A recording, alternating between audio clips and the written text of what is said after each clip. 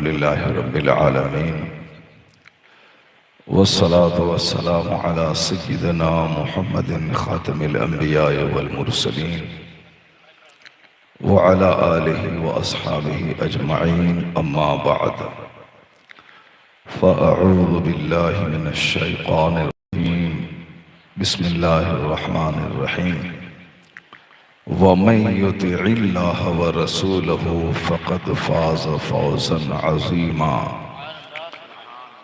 सदक़ल्लाहुल अज़ीम व सदक़ रसूलुहुन नबियुल करीम। एक बार मोहब्बत से दरूद पाक पढ़ लें। अल्लाहुम्मा सल्लि अला सय्यिदिना व मौलाना मुहम्मदिन मअदनिल जूद वल करम व आलिहि व बारिक व सल्लिम सलातन व सलामन अलैका या रसूलल्लाह। आवाज़ थोड़ी और अच्छी करो, साफ करो आवाज़, साफ करो आवाज़। सामीन व हाज़रीन, अल्लाह तबारक व तआला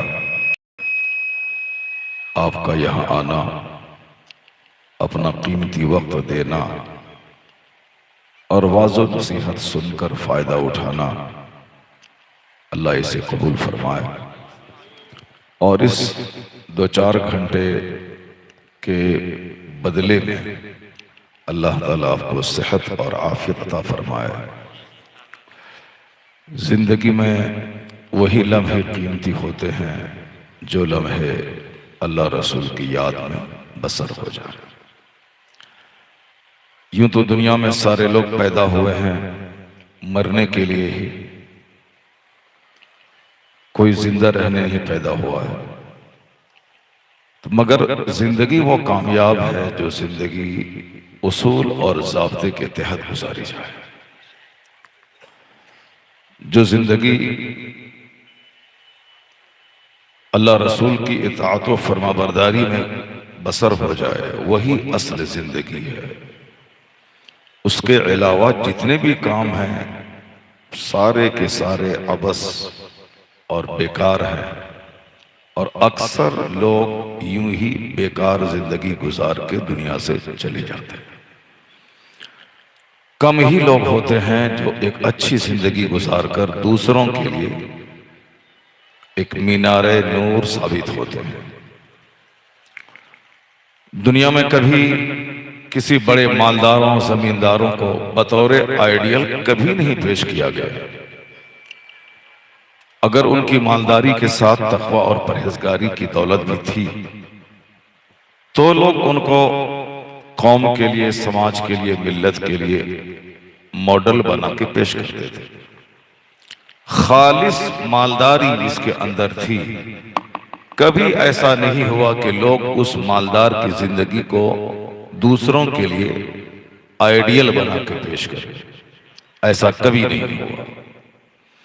अगर बादशाह हिंदुस्तान औरंगजेब अलैहिर्रहमान की जिंदगी को लोग बतौर आइडियल पेश करते हैं तो बतौर बादशाह नहीं, बादशाहत में जो उन्होंने फकीरी की है, जो अदल और इंसाफ करके फ़िक़्ह हनफी की खिदमत की है, उनकी इसी खिदमत जलीला की वजह से लोग उसे मॉडल मानते हैं।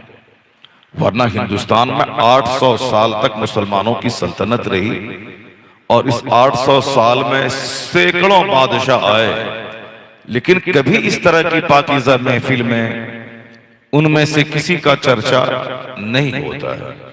अगर कभी मस्जिदों के मेंबर से और दीनी मजलिसों के स्टेज से अगर किसी पाकीज़ा हस्ती का जिक्र होता है, बादशाहों की फहरिस्त में से एक नाम माजी करीब के अज़ीमुश्शान बादशाह औरंगजेब का लिया जाता है। ये उनकी सादगी, खुदा तरसी, बादशाहत की कुर्सी पर बैठने के बावजूद फकीराना जिंदगी, यही वो चीज थी जो उन्हें आज हमें न भुलाने पर मजबूर करती है। अभी एक मजमून का टुकड़ा एक गर्दिश कर रहा है, उसमें बड़ी कीमती बात लिखी हुई है। वो कीमती बात यह है कि गांधी जी के जमाने में आज से 70 साल पहले एक अखबार निकलता था हरिजन नाम का।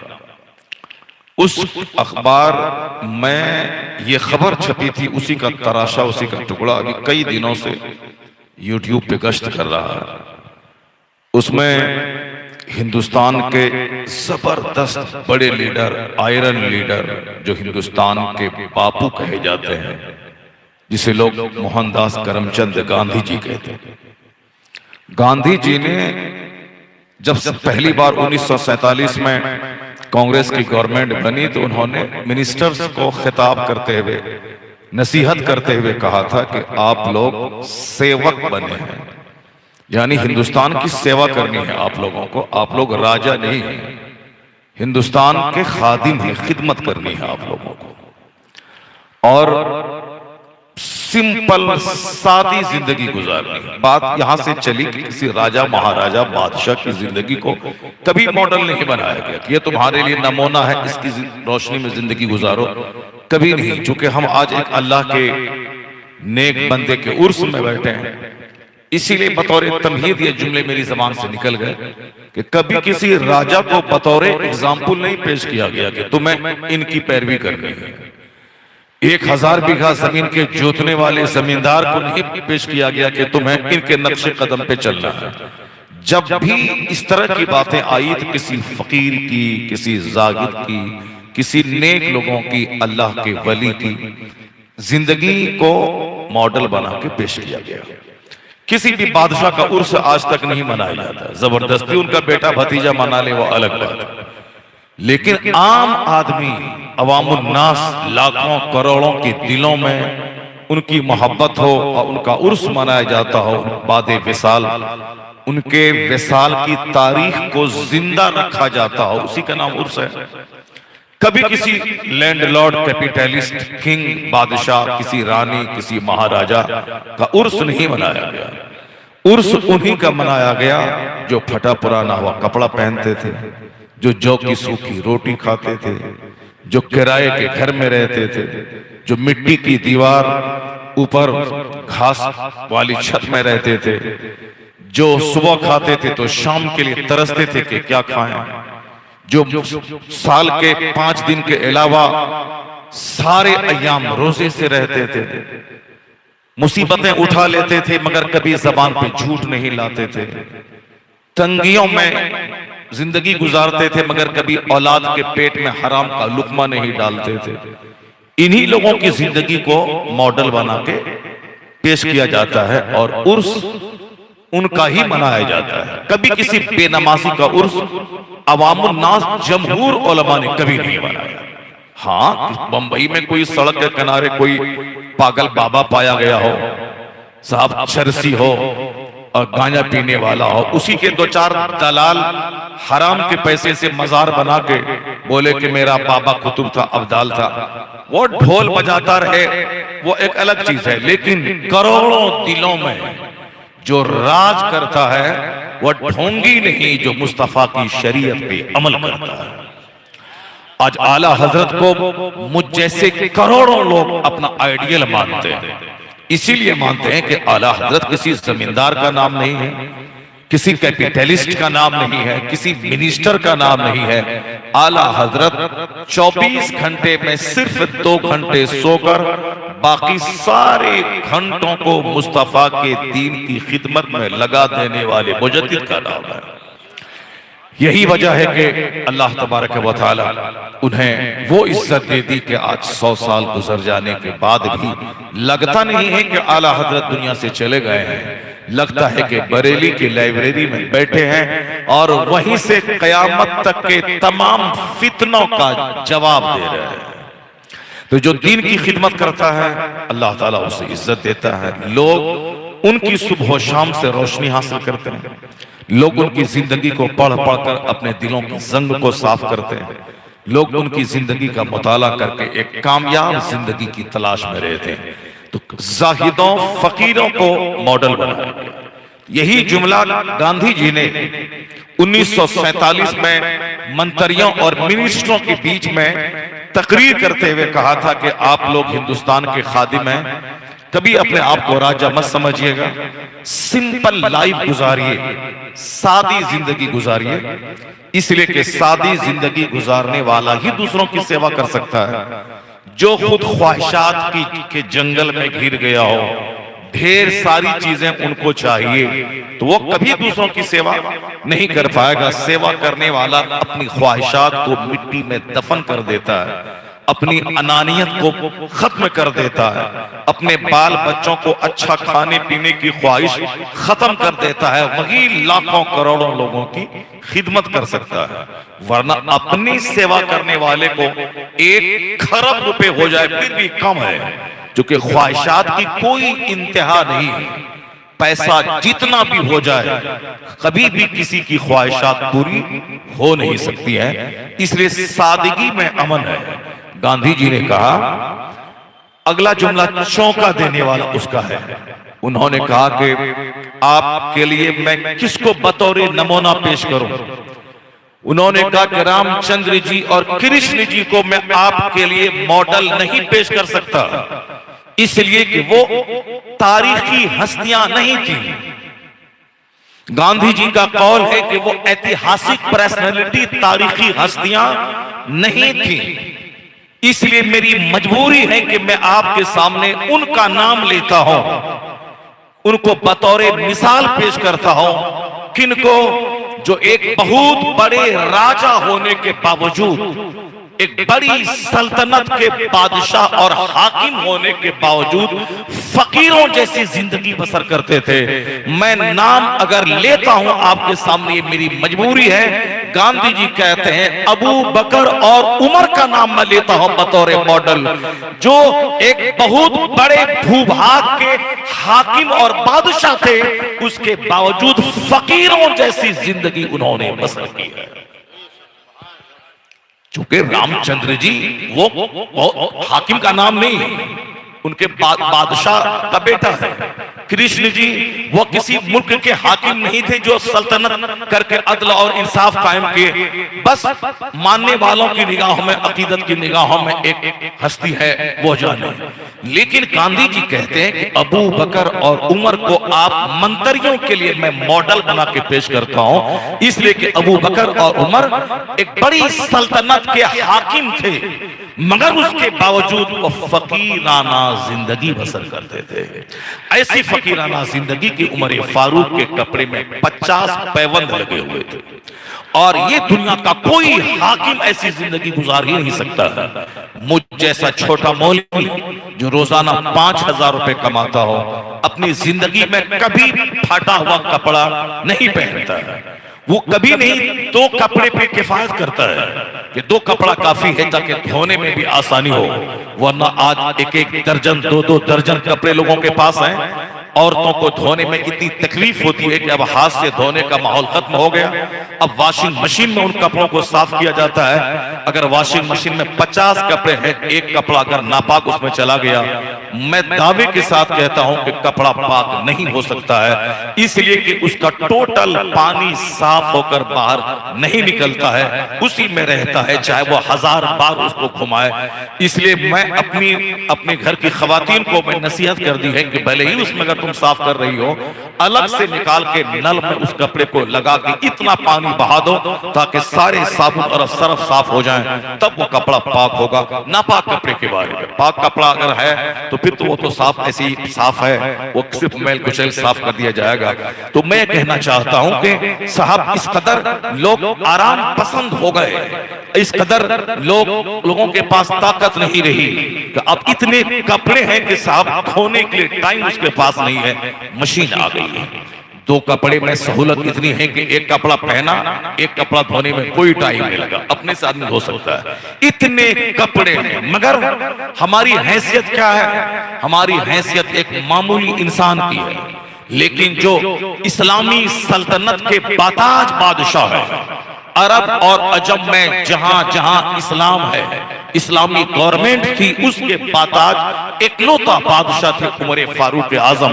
मगर सादगी का ये आलम था कि 50 पैबंद उनके कपड़े में थे, 50 पैबंद। उस वक्त तक कपड़े को पुराना नहीं समझते थे, जब तक कि उसके कपड़े फट ना जाएं, उस कपड़े में अपने हाथ से उसमें पैबंद न लगा दें, उस वक्त तक उस कपड़े को पुराना नहीं समझते थे। इन लोगों की जिंदगी होती है आइडियल, उनकी जिंदगी होती मॉडल। मैंने गांधी को इसलिए इज्जत की निगाह से देखता हूं कि वो हक पसंद आदमी था, वो हक को पसंद करता था, सादगी पसंद था। वह खुद हिंदुस्तानी धागे से बने हुए खादी के कपड़े को पहनता था, बगैर गद्दे के सिंपल तख्त पे सोता था और बकरी के दूध को पीता था और ये कहता था मैंने ये सादगी इस्लाम के पैगंबर की जिंदगी से सीखी है। और यही वजह है कि आज गांधी का नाम हिंदुस्तान की करेंसी पे उनकी तस्वीर रहती है और गांधी जी को सारी पार्टी के लोग अपने लिए मॉडल मानते हैं, वरना कोई किसी दूसरी पार्टी के सरबराह का नाम अपने लिए बतौर मॉडल नहीं लेता है। काशीराम है वो अपनी पार्टी के लोग हैं, आडवाणी जी हैं वो अपनी पार्टी के हैं, नेहरू जी हैं वो अपनी पार्टी के हैं, मगर एक वाहिद नाम है गांधी जी का जिसको इलेक्शन के मौके पर सारी पार्टीज के लोग उनको उनका नाम लेते हैं, उनका उदाहरण देते हैं, उनकी मिसाल देते हैं, उन्हें बापू कहते हैं। क्यों? ये उनकी सादगी थी, इख्तियारात से हटकर कभी मिनिस्टर नहीं रहे, कभी राजा नहीं रहे, मगर उसके बावजूद सादगी ने हिंदुस्तान को हिला के रख दिया। क्यों आप लोग बात कर रहे हैं? आप लोग कान आवाज कान में आ रही, डिस्टर्ब हो रहा है, बहुत बहुत बुरी बात है।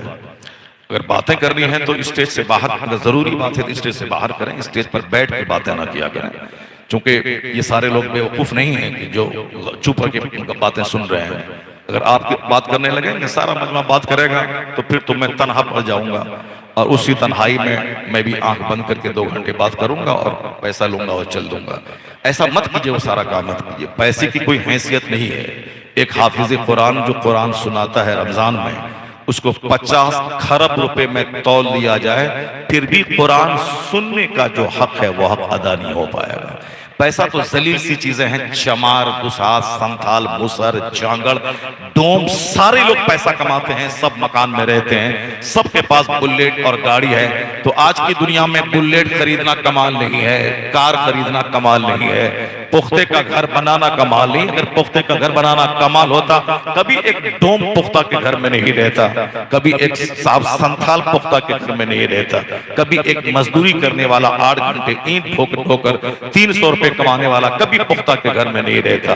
आज तो सुअर चराने वाला वो 5 मंजिला मकान में रहता है और उसी मकान में सुअर को भी रखता है। इसलिए मकान बनाना, गाड़ी खरीदना, महल बनाना, अच्छा कपड़ा पहनना, मोबाइल रखना कमाल की बात नहीं है। जिसके पास अखलाक है, डिसिप्लिन है, वो चाहे किराए के घर में क्यों ना रहे, अरबों के घर में रहने वाले बद अखलाक बादशाहों से करोड़ों गुना बेहतर है। क्या बात, जिंदाबाद जिंदाबाद। इस चूंकि बात ही मैं कर रहा हूं फकीरों की, बात कर रहा हूं मैं जाहिदों की, बात कर रहा हूं तरके दुनिया करने वाले खाक नशीनों की, जिसकी महफिल में अरबपति भी आके बैठते हैं, जिनके मजार पर खरबपति अपनी पेशानी झुका के उनकी चादर चूम के कहते हैं मेरे पास 1000 बीघा जमीन है, मगर मैं बड़ा नहीं, बड़ा तो तू है जो सारी जिंदगी सूखी रोटी खाया और बड़ा काम करके दुनिया से चला गया। महल बनाना बड़ाई नहीं है, बड़ा काम करना ये बड़ाई है। बड़ा काम का मतलब है दीन की खिदमत करना, अपने आप को बुराइयों से बचाना, अच्छा काम करना, अपनी जिंदगी से दूसरों को रोशनी पहुंचाना। वरना जलील किस्म का आदमी पैसा उसको मिल जाए तो भी वो गुमराह और बेदीन हो जाता है, और अगर गरीब रहे तो भी गुमराह और बेदीन हो जाता है। इसलिए गरीबी एक मुसीबत है उसके लिए जिसके लिए जिसके पास सब्र न हो, गरीबी मुसीबत है उसके लिए जिसके पास अखलाक और दीन नहीं हो, वरना वो गरीबी में काफिर हो जाएगा। और हदीस में आया है कि कुछ लोग मालदार हैं तो मुसलमान है, जिस दिन वो गरीब बने काफिर हो जाएगा। और कुछ लोग गरीब हैं मुसलमान है, अगर वो मालदार हुए तो काफिर हो जाएगा। इसको अगर पढ़ना हो तो कुरान शरीफ में जो आला हजरत का तर्जुमा कंजुल ईमान है, उस कंजुल ईमान में जो हाशिया खजाइनुल इरफान जो सैयद नईमुद्दीन मुरादाबादी रहमतुल्लाह अलैह ने लगाया है, वो हाशिया, वो तफसीर लिखी है खजाइनुल इरफान, उस तफसीर में ये हदीस पाक हाशिया में सूरह बकरा में वो हदीस पाक नकल करते हुए लिखते हैं कि हुजूर ने फरमाया है, कुछ लोग अमीर हैं तो मोमिन हैं, गरीब बने तो काफिर हो जाएंगे, और कुछ लोग गरीब हैं तो मोमिन है, वो मालदार बने तो काफिर हो जाएंगे। ऐसा इसलिए बुजुर्गों ने रात रात भर रोया है ईमान के बचाने के लिए। वह लोग रोजाना तहज्जुद इशराक चाश पढ़ने के बाद 2 रकात अलग से तहफ्फुज़े ईमान की नीयत से रोजाना पढ़ते थे और आंसू बहाते थे कि इलाही मरते वक्त ईमान सलामत रखना। ये वह लोग थे जिनकी सोच आला थी। ये मस्जिद में बैठ के हंसने वाला, कब्रिस्तान में बैठ के हंसने वाला, जलसे में बैठ के मोबाइल चलाने वाला, दाढ़ी टोपी पगड़ी जुब्बा रखने के बावजूद नमाजें छोड़ने वाला, ये क्या जाने इस्लाम क्या, इसको 2 टाका चाहिए, 2 रोटी चाहिए, या 2 रोटी की खातिर बादशाहों का पैर छूमेगा, या 2 रोटी की खातिर मंत्री का झोला ढोएगा, या 2 रोटी की खातिर अरबपति के दरवाजे पे बैठ कर उनके बच्चों को खिला करके चंद सिक्के चाहेगा। खुददार थे वह लोग, 4 दिन का फाका घर में है मगर किसी फासिक का एहतराम नहीं करते थे। इसलिए कि हुजूर की हदीस है, इज़ा मुदिहल फासिक गज़बर रब वहतज़लहुल अर्श। मुस्तफा ने कहा है जब किसी फासिक की तारीफ होती है तो अल्लाह का अर्श हिलने लगता है, अल्लाह रब्बुल इज्जत सख्त नाराजगी का इजहार करता है। इज़ा मुदिहल फासिक गज़बर रब, जब किसी फासिक की तारीफ की जाती है, फासिक वो जो बेनमाजी हो, फासिक वो जो शराबी पापी हो, फासिक वो जो झूठा हो, फासिक वो जो गीबत जुगलखोरी में लगा रहता हो, फासिक वो जो दाढ़ी कटाता मुंडाता छटाता हो, हद शरत से कम रखता हो, और सबसे बड़ा फासिक वो जो नमाज़े पंजगाना छोड़ता हो। चूंकि नमाज़े पंजगाना अदा करना सबसे बड़ा फर्ज है, हज से बड़ा फर्ज, ज़कात से बड़ा फर्ज, रोजे से बड़ा फर्ज। रोजा साल में 1 महीना फर्ज है, हज जिंदगी में 1 बार फर्ज है, ज़कात माल है तो फर्ज है। जिंदगी भर अगर कोई साहिब माल नहीं रहा उस पर ज़कात फर्ज नहीं है। ज़कात फर्ज है मालदार पे, रोजा फर्ज है साल में 1 महीना, ज़कात फर्ज है साहिब माल पे, हज फर्ज है चाहे अरबपति रहे कोई रहे जिंदगी में 1 बार। मगर नमाज़े पंजगाना जवान होने के बाद से मरते दम तक, जब तक वह घरघराहट न जारी हो उस वक्त तक नमाज हर मोमिन, आकिल, बालिग, मर्द, औरत, शहरी, देहाती, अरबपति, मजदूर, सेहतमंद, बीमार, आलिम, जाहिल, पीर, फकीर, कुतुब, अब्दाल, गौस, वली, सहाबी, सब पर नमाज फर्ज है, कभी माफ नहीं है।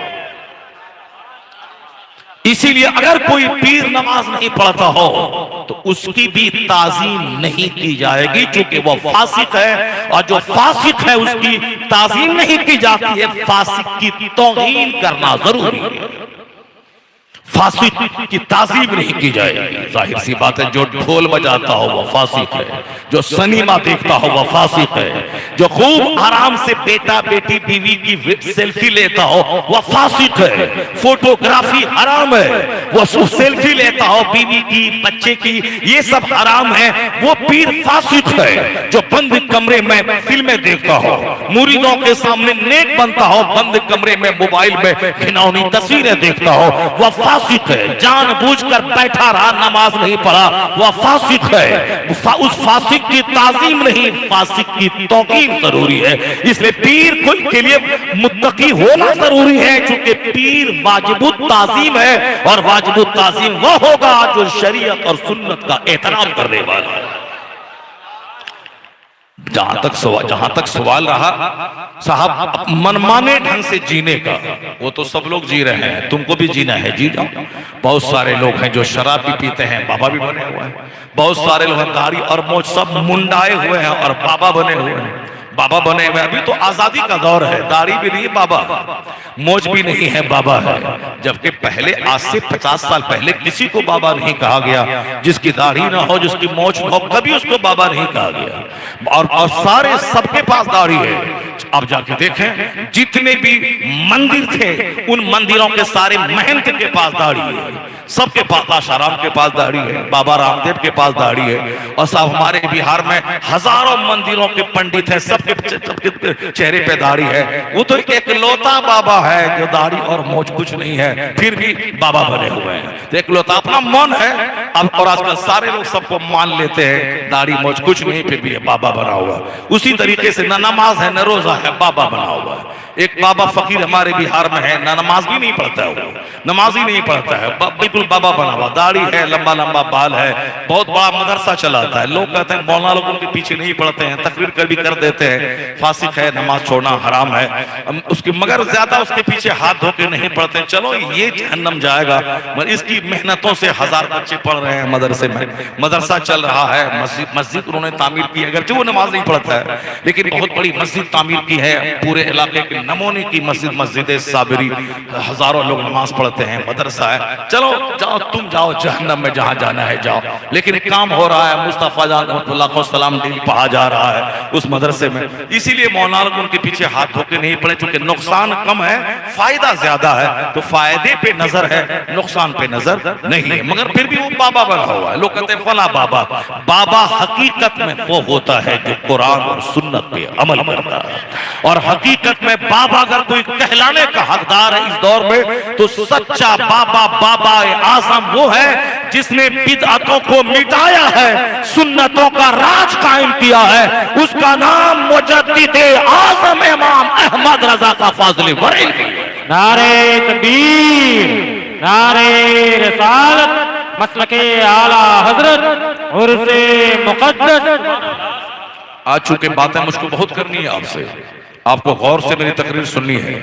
तकरीर जब मैं शुरू करूंगा, कुरान शरीफ की एक आयत पढ़ूंगा, उसके बाद मैं अहादीस के ज़खीरों में से 2-3 हदीस पढ़ूंगा, और वो वहां से मेरी तकरीर शुरू होगी। उससे पहले बतौर तमहीद जो बातें हो रही हैं काम की, इसको भी आप सुन लें गौर से। ये भी 1 मिनट में आपका बर्बाद नहीं कर रहा हूं, ये भी आपके लिए जरूरी है। और हक बात सुनने का जिगर पैदा करें। ऐसा नहीं कि कोई हक बात बोलता है तो आप नाराज हो जाएं, नहीं, हक बात बोलने का जिगर होना चाहिए, और हक बात सुनने वाला भी जिगर होना चाहिए। बोलना तो आसान है, लेकिन हक बात को सुनना ये बहुत मुश्किल काम है। तो मैं हक अगर बोलता हूं तो आसान काम कर रहा हूं, और अगर हक आप सुन रहे हैं तो मुझसे बड़ा मुश्किल काम आप कर रहे हैं। चूंकि बोलने वाला तो बोल रहा है, लेकिन सुनने वाला वो उठ उठ के चल देगा, नहीं सुनेंगे हम बोलिए, फिर हम क्या कर सकते हैं? पाँव में उसके गले में चादर डाल के उसको रोक सकते हैं? न कमेटी वाला रोक सकता है, बोलेगा हम नहीं सुनेंगे, हम जा रहे हैं। जैसे बहुत सारे जलसों में होता है, लोग तक जब नात होती है सारे लोग सुनते हैं, खूब पैसा भी देते हैं और वाह वाह भी करते हैं, दाद भी देते हैं। तो आदमी के सीने में तो दिल है, हर आदमी अपनी तारीफ से खुश होता है, हर आदमी अपनी मजम्मत से नाराज होता है। मजम्मत का मतलब यह हुआ कि न बात पे दाद दिए जाएं, न साहब नोट दिए जाएं, न दाद मिले, वो बंदा नर्वस हो जाता है। तो नर्वस होता है कौन? जो हक बोलता है। और जो नात सुनाया खुद उसको मजा आया, सुनने वाले को मजा आया, सुभान अल्लाह, वाह वाह क्या है, और नोट भी वोट भी दिया, मजा आ गया। तो बहुत सारे लोग नात सुनने के बाद भाग जाते हैं। ये वह लोग हैं जिसको कुरान हदीस के मज़ामीन से कोई दिलचस्पी नहीं है, सिर्फ मजा लेना है, नफ्स की गुलामी करनी है। वो नफ्स की गुलामी आप नहीं कर रहे हैं, आप नात सुन के गए नहीं, आप बैठे हैं, आप हक पसंद है, आप हक सुनना चाहते हैं और हक को अपने लिए टॉलरेंस करते हैं आप। ये बहुत बड़ी बात है। आपको मालूम होना चाहिए कि अंबिया कराम हक बोलते थे, बदले में लोग उनके घरों में आग लगा देते थे। अंबिया कराम क्या कहते थे? वो कहते थे ला असअलुकुम अलैहि अजरा, मैं इस तबलीग दीन के बदले में तुमसे कोई बदला नहीं चाहता हूं। एक अल्लाह पर ईमान लाओ, अल्लाह एक है। जंगल, झाड़, पहाड़, पत्थर, नदी, नाला खुदा नहीं है। खुदा वो है जो संपूर्ण सृष्टि की रचना करने वाला है, पूरी कायनात का बनाने वाला है। जो अदृश्य है, जिसको हम देख नहीं सकते हैं, वो खुदा है जिसने सबको पैदा किया है। उसके सामने सर टेक दे, तेरी पेशानी जलील होने से बच जाएगी। अगर खुदाए वाहिद पर यकीन नहीं करेगा तो तुम्हें कभी लोहे के सामने झुकना होगा, कभी बंदर के सामने झुकना होगा, कभी मिट्टी के सामने झुकना होगा, कभी गाय के सामने झुकना होगा, कभी शेर के सामने झुकना होगा, कभी पहाड़ के सामने हाथ जोड़ना होगा, कभी सूरज के सामने हाथ जोड़ना होगा। किस किस के सामने अपने जमीर का सौदा करेगा? किस किस के सामने पेशानी को झुका के जलील करेगा? 1 करोड़ चीजें हैं दुनिया में, तो सबको अपने से महान समझ के उसके सामने पेशानी टेकनी होगी, तो जलील होगी तेरी पेशानी। कभी नदी, कभी नाला, कभी सूरज, कभी चांद, कभी पहाड़, कभी जंगल, कभी जाल, कभी छुचंदर, कभी बंदर। तू इंसान है, अशरफुल मखलूकात है, और तू इन सारी जलील चीजों के सामने पेशानी टेक कर जलील होगा। वो ला इलाहा इल्लल्लाह, कोई माबूद नहीं है सिवाय अल्लाह के, उस खुदा के सामने सर झुका दे, अब करोड़ों चीजों के सामने जलील होने से बच जाएगा। जन्नत वहां मिलेगी, इज्जत नफ्स यहां मिल जाएगी। ईमान लाने का सबसे बड़ा फायदा यही है, इस्लाम लाने का, आदमी की पेशानी जलील होने से बच जाती है, आदमी का जमीर मुर्दा होने से बच जाता है। अब कहे कि साहब आप कभी गरीब नवाज के दरवाजे पे, कभी साबिर पाक के दरवाजे पे, मखदूम अशरफ सिमना जहांगीर सिमनानी के दरवाजे पे, कभी आला हजरत के दरवाजे पे, तो हम उनकी इबादत नहीं करने जाते हैं, उनको खुदा नहीं मानते हैं, अल्लाह का नेक बंदा समझ करके उनकी सोहबतों से फैज उठाते हैं।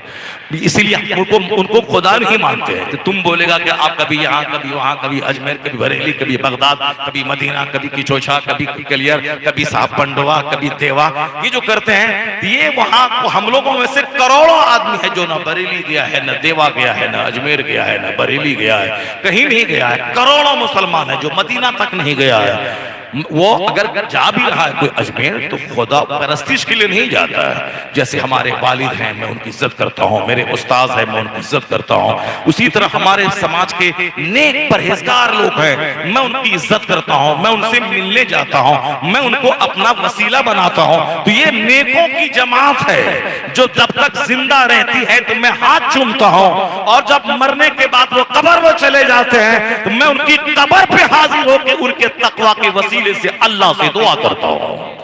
ये है नजरिया। अब अगर कोई जाहिल मुसलमान वहां जाके सर टेकता है, वो भी खुदा नहीं समझता है, वो भी अल्लाह का वली ही कहता है। वो भी कहता है कि आप मेरे लिए दुआ कर दीजिए, हमको अल्लाह बेटा दे दे, आप मेरे लिए दुआ कर दीजिए कब्र में, अल्लाह ताला मेरी गरीबी दूर कर दे। हमने तो हम जाहिलों की जबानों से सब कहते हुए सुना। बहुत कम लोग हैं जो कहते हैं बाबा हमको बेटा दे दीजिए, बहुत कम लोग हैं। अगरचे उनको अल्लाह का वली समझ करके कोई उनसे मांग लेकर हमको बेटा दे दीजिए, या शिर्क और कुफ्र नहीं हो जाएगा। मगर ये बात अच्छी नहीं है। बेटा बेटी जो भी मांगना हो सब अल्लाह से मांगो। अलबत्ता अल्लाह रब्बुल इज्जत से ये कि इलाही तेरे इस वली के किरदार का वास्ता है, इनके तकवा का वास्ता है, इनकी तिलावत कुरान का वास्ता है। 80 बरस तक इनकी नमाज कोई नहीं कज़ा हुई, इनकी नमाज की पाबंदी का वास्ता है, इलाही मेरी दुआ कबूल कर ले। ये है, ये दुआ करनी चाहिए। ना कि उनसे कहना चाहिए कि ख्वाजा बाबा हमको बेटा दीजिए, बेटी दीजिए, ये नहीं कहना चाहिए। वहां जाकर के अल्लाह से दुआ करे। आला हजरत ने ये नहीं लिखा है कि अजमेर जाके ख्वाजा गरीब नवाज से मांगो। आला हजरत ने लिखा है कि वो मुकद्दस मकामात जहां दुआएं कबूल होती है, उन 29 जगहों का जिक्र आला हजरत ने अपने पाप के हवाले से किया है। सफा, मरवा, मिलैन, अज़रैन, अरफात, मुज़दलिफा, मिना, जमरात के पास, हतीम में, बाबे काबा के पास, रुकने यमानी में, रुकने शामी में, रुकने इराकी में, रुकने और फिर मुसल्ले जिब्रील के पास, मुस्तजार में, मुस्तजाब में, ओहद पहाड़ पे, गारे हिरा, गारे सोर, जन्नतुल बकी में, ओहद पहाड़ के पास, वो जगह लिखा, हर जगह का नाम लिखा, और एक जगह इजाफा किया आला हजरत ने, इन जगहों पे दुआएं कबूल होती हैं। उन्हीं मकामाते मुस्तजाबात में से एक जगह रोज़े गरीब नवाज है जहां दुआ कबूल होती है। जहां दुआ कबूल होती है। ऐसा नहीं कि वहां गरीब नवाज के पास जाओ और गरीब नवाज से बोलो कि बेटा दीजिए, बेटी दीजिए, हम इलेक्शन में उठे हैं, हमको जीत दीजिए। नहीं नहीं, आला हजरत ने क्या लिखा, जिन जगहों पे दुआएं कबूल होती हैं उन जगहों में से एक जगह हिंदुस्तान में रोज़ा-ए गरीब नवाज है जहां दुआएं कबूल होती हैं। अल्हम्दुलिल्लाह, मैं सैकड़ों बार अजमेर मोहल्ला मैंने हाजिरी दी है, मगर कभी हिम्मत नहीं होती है कि गरीब नवाज से डायरेक्ट कहें कि बाबा हमको ये दे दीजिए, वो दे दीजिए, कभी नहीं। जब भी वहां जाता हूं यही दुआ करता हूं, इलाही अपने नेक लोगों की आराम गाहों के वसीले से तू दुआ कबूल करता है तो हिंदुस्तान के दाइये कबीर मुबल्लिग आज़म इस्लाम जिन्होंने आज हिंदुस्तान 90 लाख मुशरिकों को मोमिन बनाया, इनकी खिदमत जलीला का वास्ता है कि तू मेरी दुआ कबूल फरमा। यही दुआ करनी चाहिए। जाहिल आदमी को, मैंने कल परसों किसी मजार पे सुना, कल परसों किसी आस्थाने पे, चूंकि मेरी आदत है जिस शहर में जाता हूँ कोशिश करता हूँ अल्लाह के वली का मजार है जो ऑथेंटिक है, जो लोगों ने बना लिया है अपने मन से खाने पीने के लिए, वहां मैं कभी नहीं जाता हूँ। जिसकी कोई तारीख हो, इतिहास हो कि पैदा हुए, इनका इंतकाल हुआ, इनके जनाजे की नमाज पढ़ी गई, इन्होंने इतनी जिंदगी ऐसे गुजारी, नमाजी थे, परहेजगार थे, मुत्तकी थे, उन्होंने दीन का काम किया, उनके मजार पे जाता हूँ। बाकी वहां रहे 50 खरब का गुंबद, रहे वहां 50 करोड़ रुपए का झूमर, जब कोई उसकी असलियत, उसकी तारीख नहीं हो तो वहां नहीं जाना चाहिए और जाना भी नहीं चाहिए। आला हजरत से सवाल हुआ था कि लोगों ने बुजुर्गों की ईंट रख दी है, कहा यहाँ चिल्ला गाह है, लोगों ने बुजुर्गों का कपड़ा वहां दफन कर दिया है और फिर वहां कब्र बना दिया है, वहां जाना कैसा है? या किसी के ख्वाब में किसी ने बयान किया कि हमको ख्वाब दिया है अल्लाह का वली की यहाँ मेरी कब्र है, यहाँ उर्स लगाओ। आला हजरत ने लिखा किसी के ख्वाब की कोई हैसियत नहीं है, मज़ार उर्स लगाने में एतबार नहीं है ख्वाब का। इसलिए जहां कोई अल्लाह के वली आराम न कर रहे हो, असल मजार की तरह मुआमला करना हराम है, वहां जाना, वहां से तवस्सुल करना यह हराम है, नाजायज है, बेबुनियाद काम है, जाहिलाना, मुशरिकाना ये सारा काम है, जब तक कि सबूत ना मिले कि हाँ अल्लाह के वली है। वरना लोग खाने पीने के लिए से बहुत सारे लोग सड़क के किनारे मंदिर बना दिया, उसी तरह मुसलमान भी खाने पीने के लिए सड़क के किनारे कहीं मजार बना दिया। अब दो चार जाहिल तो दिन भर में आएगा, जहां आज एक आएगा, कल परसों 2 आएगा, फिर 1 साल के बाद 5 आएगा, 5 साल के बाद 10 आएगा। जब जो मौलाना चिल्लाता है कि जाना हराम है, यह मसनूई फर्जी मजार पे जाना हराम है, मौलाना चिल्लाता रहा, उसके बाद 50 साल के बाद जब नस्ल पैदा हुई, देखा कि वहां कब्र पे पुख्ता बना हुआ है, पुख्ता कब्र बनी हुई है, लोगों ने बोला अरे वो तो फला मौलाना बहुत बड़ा मौलाना था, वो तो कुछ उनके जमाने में भी हाजिरी होती थी, तुम छोटा मोटा मौलवी क्या चिल्लाता है? लीजिए अब हो गया वहां, अब वहां गुंबद बन गया, झूमर लग गया, 50 बीघा जमीन खरीदी चली गई, अब वहां दिन रात हजारों का मेला लगा हुआ है।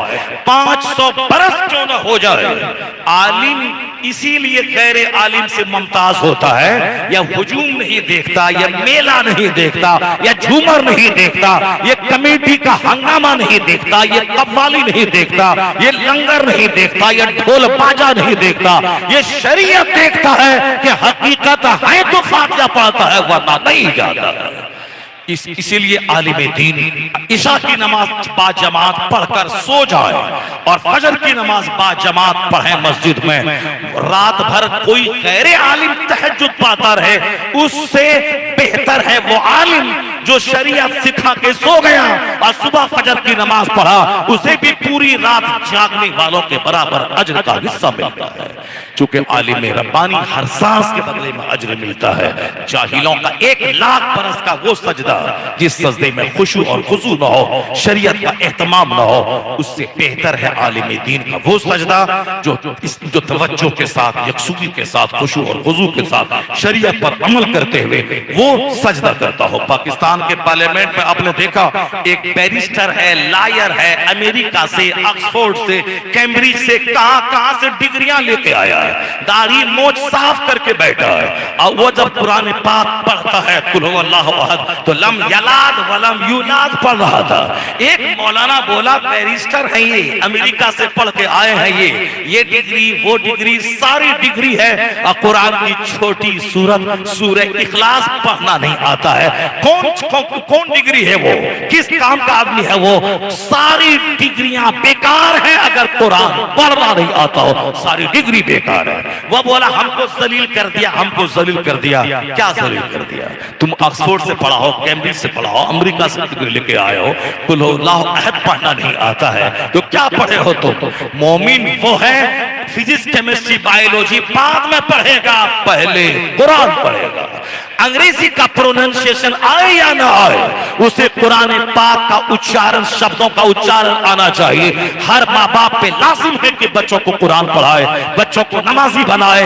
मकान खरीद के देना माँ बाप पर लाजिम नहीं है, जमीन खरीद के देना लाजिम नहीं है, इंजीनियर डॉक्टर बनाने के लिए सारी जमीन बेच देना जरूरी नहीं है। अलबत्ता बच्चे को नमाजी बनाना, उसे दीन सिखाना ये जरूरी है। कयामत के दिन ये पूछा जाएगा, जमीन मकान के बारे में नहीं सवाल किया जाएगा।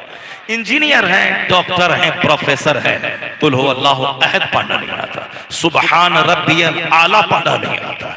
करोड़ों मुसलमान ऐसे हैं जिसे अत्तहियात पढ़ना नहीं आता है। जमींदारी का घमंड है, इंजीनियर डॉक्टर का घमंड है, मगर उसे कहा जाए अत्तहियात ठीक से पढ़ो, नहीं पढ़ पाएगा। और ये चले हैं मौलाना के खिलाफ जबान खोलने, मौलाना झूठ बोलता है, मौलाना हराम खाता है, मौलाना ये करता है, मौलाना ये करता है।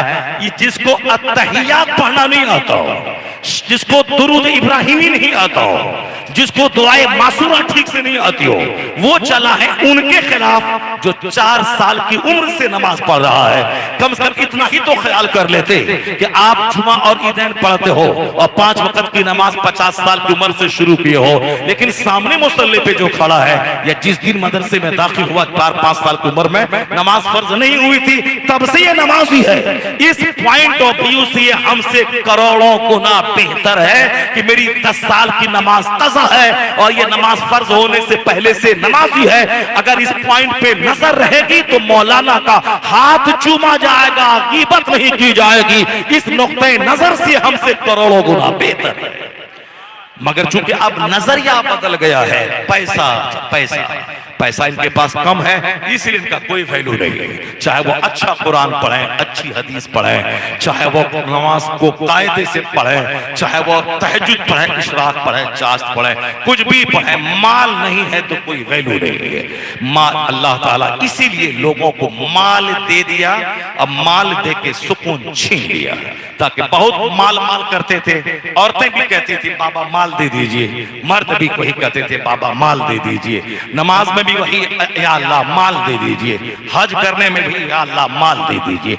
जबकि कुरान शरीफ में जितनी दुआएं हैं, सूरह बकरा से लेकर नास तक जो हमें तरगीब दी गई है, उसमें 99.9% जो दुआ बंदे को अल्लाह ने सिखाई है, वो सारी दुआओं का ताल्लुक जन्नत और आखिरत से है, जन्नत और आखिरत और गुनाहों की माफी से है। सारी दुआएं रब्बना ज़लमना अनफुसना व इल्लम तग़फिर लना व तरहमना लनकूनन्न मिनल खासिरीन। ये तो कुरान शरीफ में ये दुआ अल्लाह ने बंदों को सिखाया है कि तुम ये दुआ मांगा करो। मौलवी साहब को मैंने बोला कि तुम नमाज में इतनी लंबी दुआ क्यों करते हो, जबकि 5 वक्त की नमाज है और फर्ज नमाज के बाद इतनी लंबी दुआ, इस इमामत करने के लिए भी आलिम होना जरूरी है। अगर पढ़ने के जमाने में नहीं पढ़ा है ठीक से, तो पढ़ने के बाद कम से कम बहारे शरीयत मुकम्मल नहीं 200 जिल्द पढ़ पाए, कम से कम 6 जिल्द तो जरूर, 7 जिल्दों को तो जरूर डेली मुताले में मरते दम तक रखना चाहिए। पहला हिस्सा जिसमें ईमानियात से ताल्लुक है, दूसरा हिस्सा, तीसरा जिसमें नमाज का बयान है, चौथा हिस्सा जिसमें रोजे और ज़कात का बयान है, छठा हिस्सा कंप्लीट हज का बयान है, एक 16वां हिस्सा इस्लामी अखलाक और आदाब से रिलेटेड बयान है। अगर इसको मुताला करता रहे तो फिर कभी किसी मसले में सर के बाल को नहीं खुजलाएगा वो कि हम अभी आए, नियत बांधे, ये करे, तरावी में 2 रकात में नहीं बैठे, 4 रकात के लिए खड़े हो गए, ईद उल ज़ुहा में 6 तकबीर के बजाय 8 तकबीर बोल दिए, या 6 नहीं बोल पाए, या रुकू से पहले रुकू करने के बाद तकबीर कहे, तो अब ये खुजला के फोन लगा के नहीं पूछेगा बरेली शरीफ में। अगर इन जिल्दों का मुताला करता रहे, जैसे ही सवाल होगा नमाज रोजे से रिलेटेड, ये फौरी जवाब देगा। चूंकि बहार शरीयत वो इंसाइक्लोपीडिया है जिसमें लगभग हर तरह के मसाइल नमाज रोजे से रिलेटेड सबको बयान कर दिया गया है। चूंकि खुद पढ़ते नहीं है, इसीलिए वो 5 वक्त के जोहर के बाद, जिसके बाद सुन्नत मौक़िदा, जिस नमाज के बाद सुन्नत मौक़िदा हो, बीच में लंबी तस्बीह पढ़ना दुरुस्त नहीं है। बिल्कुल सिर्फ आयतुल कुर्सी पढ़े, उसके बाद वो अल्लाहुम्मा अंत सलाम पढ़े, फिर सुन्नत पढ़े जिसके पास सुन्नत मौक़िदा जिस नमाज के बाद नहीं है, जैसे असर के बाद नहीं है, फजर के बाद नहीं है। अगर मुक़्तदी पे बोझ नहीं गुजरता हो तो ठीक है, तस्बीह फातिमी पढ़ ले। अगर बोझ गुजरता हो तो फौरी दुआ करे, जिसको बैठना होगा बैठेगा, इशराक पढ़ के जाएगा, नहीं बैठना होगा नहीं बैठेगा। ये तो वो दुआ करता है डेली, वो पढ़ता है नादे अली मज़हरल अजाइब, या अलियो या अलियो या अलियो। अभी वो रब्बना आतेना भी ठीक से नहीं पढ़ा, फिर या अलियो या अलियो अलियो, और फौरन पढ़ेगा या गौसे आज़म बमन बिसरो समा मदद क़िबले दी मदद काबे इमाम मदद। फौरन लौट के फिर वो अजमेर आ जाएगा, या साहब बहक़ उस्मान हारूनी मदद कुन या मोइनुद्दीन चिश्ती। क्या तमाशा है, क्यों ऐसा करता? मैंने उस मौलवी साहब से कहा कि तुम नमाज पढ़ा के अपने कमरे में चले जाओ और अपने कमरे में रात भर खड़ा होकर बगदाद शरीफ की तरफ बोलो, या शेख अब्दुल कादिर जिलानी शैन लिल्लाह, रात भर तुम पढ़ो, तन्हाई में पढ़ो, कोई हर्ज की बात नहीं है। लेकिन नमाज पंजगाना के बाद जो दुआ करता है, कुरान शरीफ में 100 दुआ अल्लाह ने बंदों को सिखाई है, वो कुरान पाक की दुआ कब पढ़ेगा? हदीस में बेपनाह दुआएं हैं, जिन दुआओं को जमा किया है आला हजरत ने अल वजीफतुल करीमा नामी, उस दुआ को क्यों नहीं पढ़ता है? क्यों लोगों के दिमाग को खराब करता है? अभी अल्लाह से मांगा, फौरन गरीब नवाज से मांगने लगता है, फौरन गौसे आजम से मांगने लगता है, फौरन साहब उर्दू की दुआ पढ़ने लगता है। तो अरबी क्यों नहीं आता है? इसका मतलब है कि मेहनत करता नहीं है, अरबी की दुआ छोड़ के वो उर्दू में मांगने लगता है। उर्दू वो अशार अशार अशार पढ़ने लगता है, अशार पढ़ने लगता है। जब अरबी की पहले 2-4 अरबी की दुआ पढ़ लो। हदीस में जो दुआ दुआ मासूरा उसे कहते हैं, दुआ जो कुरान शरीफ में है, जो हदीस में, पहले वो दुआ मासूरा पढ़, फिर उसके बाद अब दुआ कर, अपनी ज़बान में बोल, या अल्लाह मुझे, मैं गरीब हूँ, मुझे मालदार कर दे, मैं बीमार हूँ, मुझे सेहतमंद बना दे, ये फला परेशानी उसको दे दे। ये सारी बातें करो, मगर तन्हाई में करो। और मजमा के सामने ये दावत इस्लामी वाला जो है, रोना, गिड़गिड़ाना, मुकफ़ा मुशज्जा दुआएं करना, ये सब उन्होंने क्या, असल वो दुआ है तन्हाई की, दुआ है नफल नमाज पर सजदे में दुआ कर। मगर वो नहीं माना, बोला नहीं नहीं, आप हमको सिखाते हैं, हमको खूब मालूम है। वो हमको बोला आप हम अपना जैसे करते हैं करते रहे, आप तकरीर करते रहिए और हमको जो करना है करना है। चूंकि वो लिमिटेड चीजें रटा हुआ है, उसके बगैर वो दुआ ही उसकी नहीं होती है। इस्लाम के बाद वही आलिम दीन होना चाहिए, जब हक सुनाया जाए फौरी एक्सेप्ट कर ले, मान लेना चाहिए। कुरान में ये है, हदीस में ये है, बुजुर्गों ने कहा है, बहार शरीयत में ये है। चूंकि बहार शरीयत पढ़ता ही नहीं है, इसलिए से मन में जो आया बक रहा है, शरीयत के खिलाफ हो कर रहा है। हक पसंद बनिए और हक बोलने वाला, हक सुनने वाला बनिए। कुरान शरीफ पढ़िए, कुरान में जो दुआ अल्लाह ने बताई है उसको मांगिए, आंख में आंसू के कतरे आ जाएंगे। रब्बना ज़लमना अनफुसना, ए अल्लाह हमने जुल्म किया, अगर तुम माफ नहीं करेगा तो मैं तो टूटा हुआ खसारे में बर्बाद हो जाऊंगा, इलाही तू मुझे माफ कर दे। और यही दुआ हदीस में मुस्तफा ने सिखाई, बोल अल्लाहुम्मा इन्नी ज़लमतु नफ्सी ज़ुल्मन कसीरा वला यग़फिरु ज़ुनूब इल्ला अंत फ़ग़फ़िरली। ये दुआ मुस्तफा ने सिखाई है, कहो मैंने बहुत जुल्म किया है, इलाही तू मुझे अपने फजल से माफ कर दे। ये दुआ मुस्तफा ने सिखाई, वो दुआ अल्लाह ने सिखाया, तो अल्लाह की दुआ सिखाई वो दुआ मांगनी चाहिए। मुस्तफा ने जो दुआ सिखाई वो दुआ मांगनी चाहिए। अक्सर दुआ आखिरत से रिलेटेड है, मुझको बख्श दे, मुझको जन्नत दे दे।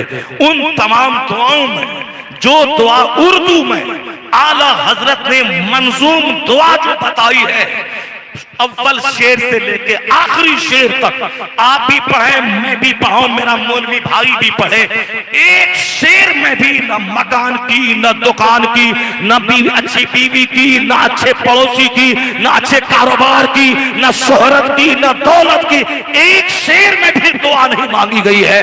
या इलाही रहमत फरमा मुस्तफा के वास्ते, या रसूल अल्लाह, या इलाही हर जगह तेरी अता का साथ हो, जब बड़े मुश्किल शहर मुश्किल कुशा का साथ हो, या इलाही भूल जाओ नजर की तकलीफ को, शादी दीदारे हुस्ने मुस्तफा का साथ हो, यहां से लेकर के आखिरी शेर तक सब में पुलसरात में पुलसरात में पार कर जाऊं, प्यास के वक्त में ठंडी हवा मिले, गर्मी महशर से जब बढ़ गए बदन, दामने महबूब की ठंडी हवा का साथ हो, या इलाही रंग लाए जब मेरी बेबाकियां, उनकी नीची नीची नजरों की हया का साथ हो, या इलाही जब नामे आमाल जब खुलने लगे, ऐब पोशे खल्क सत्तारे कता का साथ हो, या इलाही जब चलूं तारीख राहे पुलसरात, आफताबे हाशमी नूरुल हुदा का साथ हो, या इलाही रंग लाए जब मेरी बेबाकियां, उनकी नीची नीची नजरों की हया का साथ हो, या इलाही जब चलो जब सरे में जब चलूं तारीख राहे पुलसरात, आफताबे हाशमी नूरुल हुदा का साथ हो, आखिर मिसरे तक सिर्फ हश्र की भलाई, कयामत की भलाई, कब्र की तारीकी की रोशनी। इसलिए कहा जाता है कि इन आज के दौर में आलिम भी हो और जाहिद भी हो और फकीर भी हो, खानकाही निजाम सीखना हो या शरई निजाम सीखना हो, एक दरबार है, दरबारे आला हजरत, जो उससे वाबस्ता हो जाए, शरीयत के उमूर का जानकार भी हो जाएगा और सबसे बड़ा फकीर, जाहिद और वली भी हो जाएगा। नारे तकबीर, नारे रिसालत, मसलके आला हजरत, उर्से मुकद्दस। चूंकि हमने आला हजरत को जाना ही नहीं, कुछ लोग कहते हैं वो खुश्क मौलाना थे, और कुछ लोग कहते हैं कि सावा मिला फातिहा को फरोग दिया है, इसके अलावा और कोई काम नहीं किया। 1000 से ज्यादा किताबें लिखकर जिसने बिदआत की जड़ें उखेड़ दी हैं, सुन्नतों का राज कायम किया है, उस जात का नाम आला हजरत है। वह फकीर ऐसे थे कि सूखी रोटी खाते थे, 40-40 दिन तक एक बार आपने खाना छोड़ दिया था। फकीर ऐसे थे कि 2 घंटा सोते थे। फकीर ऐसे थे कि ना दौलत जमा की, ना कभी अच्छा मकान बनाया, ना अच्छा खाना खाया, ना कभी अच्छा कपड़ा पहनने की ख्वाहिश की। जो हम बुजुर्गान दिन की जिंदगी में पढ़ते हैं 1400 साल से, वह सारा ज़ुहद व तक़वे का रंग आला हज़रत की जिंदगी में दिखता है।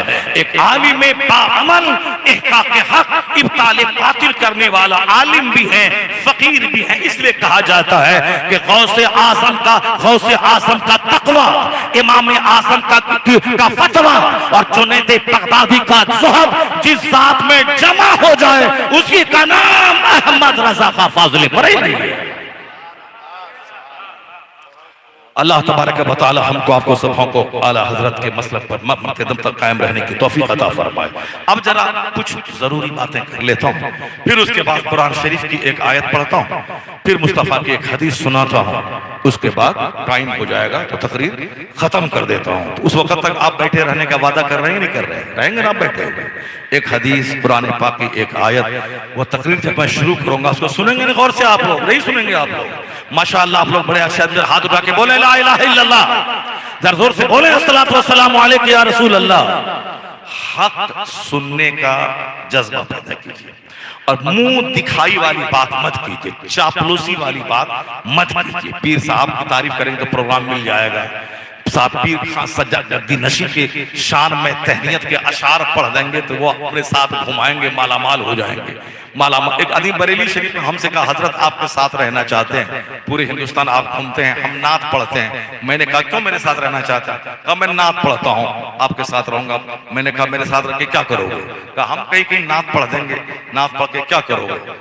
हालत ठीक नहीं है, गरीबी है, घर में परेशानी है, इसलिए से रख लीजिए। मैंने कहा कि अगर गरीबी परेशानी है तो उसके लिए नात ही पढ़ करके 2 पैसा कमाना क्यों चाहते हो? तो उसके लिए दरसगाह में बैठ करके तुम बच्चों को पढ़ाओ, मस्जिद में इमामत कायदे से करो, 5 वक्त की नमाज भी पढ़ लेगा। उसके बाद साहब जो पैसे मिलेंगे उस पैसे में बरकत होगी। इमामत बहुत जबरदस्त चीज है।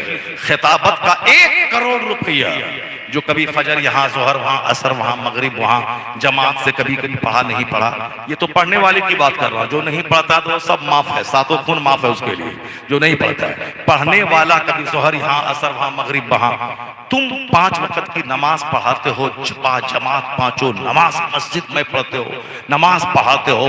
तुम नमाज पढ़ाने के बाद जो नजराने मिल जाए, नमाज का कोई पैसा नहीं है। अगर कोई बोलेगा कि 10,000 महीना मिलता है तो एक दिन में इतना टका हुआ, फजर पढ़ाने का इतना टका, जोहर पढ़ाने का इतना टका, उसके पीछे नमाज ही नहीं होगी, नमाज ही नहीं होगी उसके पीछे। जो बोले कि फजर के बदले में इतना टका, चूंकि 10,000 महीना हुआ तो 30 दिन में बांट दे, कितना हुआ, पर डे कितना हुआ, पर डे इतना हुआ, तो पर डे में 5 नमाज है तो पर नमाज कितना हुआ। जो ये सब जोड़ेगा उसके पीछे नमाज ही नहीं होगी, नमाज ही नहीं होगी।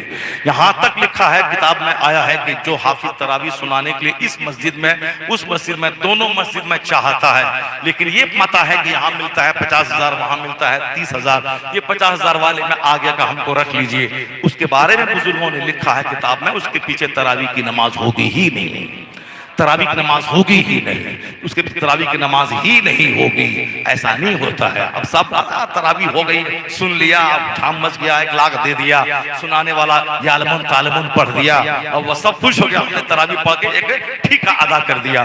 नहीं होता है। 99% मस्जिदों में तरावी की नमाज ही नहीं होती है। सुनाने वाला भी गुनहगार, सुनने वाला भी गुनहगार। कुरान शरीफ का एक लफ्ज भी कोई खा जाए तो खत्म कुरान का अजर ही नहीं मिलेगा। गलत पढ़ता हो तो पढ़ना हराम, सुनने वाला भी मुजरिम और गुनहगार। इसीलिए छान फटक के हाफिज नहीं मिले, उनको बोल 1 टका तुझको नहीं मिलेगा, कुरान सिर्फ सुना दे। वो बोले हाँ हाँ मैं सुना दूंगा, साफ साफ सही सही सुनाए और लोग उसके पीछे सुने।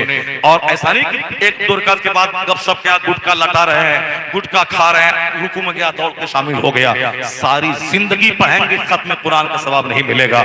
खत्म कुरान का अजर उस वक्त मिलेगा जबकि पूरा कुरान हालते नमाज में सुना गया हो, तब खत्म कुरान का सवाब मिलेगा।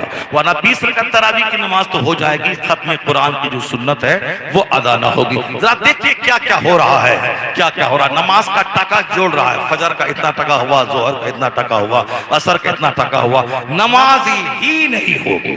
जो बोला 1 टका नहीं लेना है, नहीं देना है, और नमाज इबादत है, इबादत के बदले में कोई उजरत दुरुस्त नहीं है। मैं अल्लाह के लिए नमाज पढ़ता हूँ, फर्ज अदा करने के लिए नमाज पढ़ता हूँ, मैं पढ़ता हूँ, तुम मेरे पीछे पढ़ते हो, पढ़ो। अगर वह नमाज इस तरह से पढ़ा दे और दिल का हाल अल्लाह को मालूम है, उसके बाद मस्जिद वाला 1 लाख टका उसको दे दे नजराना के तौर पर, यह लेना प्योर माल है। खुद सीना रोशन होगा, बच्चे का दिल दिमाग रोशन होगा, आने वाली नस्लें रोशन होंगी। वह 1 लाख 1 खरब रुपए से बेहतर है, मगर दिल मजबूत होना चाहिए। अगर 1 टका नहीं मिला कोई हर्ज की बात है। एक आदमी बोल रहा था कि हरमैन शरीफैन मक्का मदीना में अकीदा जो बदअकीदा है उससे बहस नहीं है, लेकिन जहां तक काम का सवाल है, इमामत की कोई तनख्वाह मुकर्रर वहां नहीं है। अलबत्ता जो इमाम होते हैं हाई क्वालिफाइड होते हैं, हाफिज भी होते हैं, आलिम भी होते हैं, डॉक्टर भी होते हैं, मुफ्ती भी होते हैं, सारी डिग्रियां होती हैं, उनको काबा और मस्जिद नबवी का इमाम बनाया जाता है। अकीदे से बहस नहीं। जैसे कोई हिंदू है, डॉक्टर है, इंजीनियर है, मैनेजर है, प्रोफेसर है, ये सब है, बोलता है आदमी, उसी तरीके से अकीदा खराब है, मगर क्वालिटी ये क्वालिटी है। हाफिज, आलिम, कारी, मुफ्ती हो और वहां की जो यूनिवर्सिटी है उस यूनिवर्सिटी का उसको टीचर बनाया जाता है और वहां से 3-4 लाख रुपए महीना उसके मुकर्रर होते हैं। और इमामत काबा और मस्जिद नबी की फ्री है, उसका कोई टाका नहीं। अलबत्ता गवर्नमेंट की तरफ से कभी कभी ब्लैंक चेक यानी खाली चेक दिया जाता है, इसमें तुम अपने से लिख दो कि तुम्हारी कितनी जरूरत है। वो 1 करोड़ लिख दे कि 1 लाख रियाल लिख दे, ब्लैंक चेक में जितना लिख दे गवर्नमेंट की तरफ से उसको नवाज दिया जाता है। ये है। और सब यहाँ 10,000 महीना देके धमकी हमको दी जाती है, निकाल देंगे मस्जिद से, तुम मोटा हो गए, हमारे यहाँ फातिहा पढ़ने नहीं आए। धमकी है। बरेली शरीफ में अभी ईद के दिन अमीन भाई को मैंने फोन किया कि अमीन भाई क्या हाल है। मैंने फोन किया, फोन नहीं उठाया। कहा हम लोग मगरिब की नमाज पढ़ के इमाम साहब को ईद के दिन नजराना देने गए थे। मैंने कहा कितना नजराना दिया आपने? कहा 40,786 रुपए। 40,786 रुपए ईद उल फित्र के दिन का नजराना। एक इमाम साहब मेरे मोहल्ले में, उसको आज तक नजराना नहीं मिला। 25 साल से वो नमाज पढ़ता, ईद के दिन का कोई नजराना नहीं, कोई नजराना नहीं, कोई। और वही 40,786 रुपए सिर्फ ईद के दिन का। मेरे गांव में 50-100 साल से एक टका इमाम को लोग नहीं देता था। मैं खड़ा, मैंने कहा शर्म आनी चाहिए कि इमाम साहब फातिहा, मिलाद, जनाजा, निकाह ये सब साल भर पढ़ा है, और आज ईद की खुशी में अपने पैसों में से उनको नजराना देख कितना दिल खुश हो जाएगा। लोगों ने दिया, अब नजराना साहब 20,000, 25,000, 15,000 कभी इस तरह के नजराने उसको मिल रहे हैं। इमाम साहब भी बाग बाग हो गया। तो वो कोई आदमी 10,000 दे के बोलता है भगा देंगे, और कोई 40,000 दे के हाथ चूमता है, कहता है कि हक तो ये है कि हक अदा न हुआ। ये जिगर है। पैसा कौड़ी से मत आके किसी को, तकवा परहेजगारी से देखा कि नुक्ते नजर से देखा कीजिए। मुत्तकी हमारे लिए मॉडल है, परहेजगार हमारे लिए मॉडल है, बुजुर्गान दीन की जिंदगी हमारे लिए आइडियल है। तो गांधी जी ने क्या बोला? सादी जिंदगी, बादशाह है मगर जिंदगी फकीरों जैसी गुजारी है। तो दुनिया में आज तक कोई भी नॉवेल, जिस नॉवेल में कॉमेडी हो, जिस नॉवेल में हंसी मजाक की बात हो, वक्ती तौर पर लोग उस नॉवेल को पसंद करते हैं, मगर नॉवेल वही कामयाब है पूरी जिंदगी में जो नॉवेल ट्रेजेडी वाली नॉवेल हो, जिस नॉवेल में हादसा हो, जिस नॉवेल में अलमिया हो, जिस नॉवेल में रोने जैसी कैफियत हो। इसी तरह वो नॉवेल, वो अफसाना जिसमें बंदा रोने लगता हो, वही नॉवेल कामयाब है। मुंशी प्रेमचंद का नॉवेल ये कामयाब है, उनका अफसाना कामयाब है, क्योंकि हर अफसाने का खात्मा आंसू पे है, एंडिंग आंसू पे है, ट्रेजेडी पे है। कोई कॉमेडी वाली नॉवेल आज तक कामयाब नहीं हुई। हर वो नॉवेल जिसमें ट्रेजेडी हो, वो नॉवेल कामयाब है। पता ये चला कि भले ही आदमी हंसा दे, खेला दे, अफसाना बोल दे, कहानी कह दे, वक्ती मजा मिल जाए, मगर दिल में वो मजे वाली कहानी नहीं उतरती है। जो कहानी दर्द के साथ हो, जो कहानी हुस्न के साथ हो, जो कहानी बंदों की जिंदगी से रिलेटेड हो, उसी का असर बरसों तक रहता है। या कुरान आज 1400 साल हो गए, कुरान पाक का रंग फीका नहीं हुआ। बंदा आग भी पाता है तो रोता है, इसलिए कि कुरान गम से नाजिल हुआ है, और कुरान पाक में जिंदगी से रिलेटेड मवाद मौजूद है। तो मुस्तफा पे जब कुरान नाजिल होता था, सरकारें तो पसीना पसीना हो जाते थे, और आका इस्लाम जब कुरान पढ़ते थे रोते थे, और जब कुरान सुनते थे सहाबा को भी रोते थे। इसलिए कुरान के मज़ामीन दिल पजीर है, वह दिल नशी है। उसमें आखिरत की बात है, उसमें जन्नत की बात है, उसमें पुलसरात की बात है, उसमें जिंदगी की सच्चाई की बात है। यही वजह है कि आज भी कुरान सुनाने वाला अगर कायदे से सुनाए, और सुनने वाला सुने, सुनाने वाला भी रोएगा, सुनने वाला भी रोएगा, क्योंकि कुरान हुस्न से नाज़िल हुआ है। कुरान के मज़ामीन इबरत अंगेज हैं, जो सीधा दिल पे उतरता है। और इसी को डॉक्टर जॉन लेविल पावेल ने कहा है, कुरान word to word is the resource of energy. कुरान हर्फ बहर्फ ताकत हासिल करने का माध्यम और जरिया है, जो रीडर और लिसनर दोनों को बराबर ये खजाना मुंतकिल करता रहता है।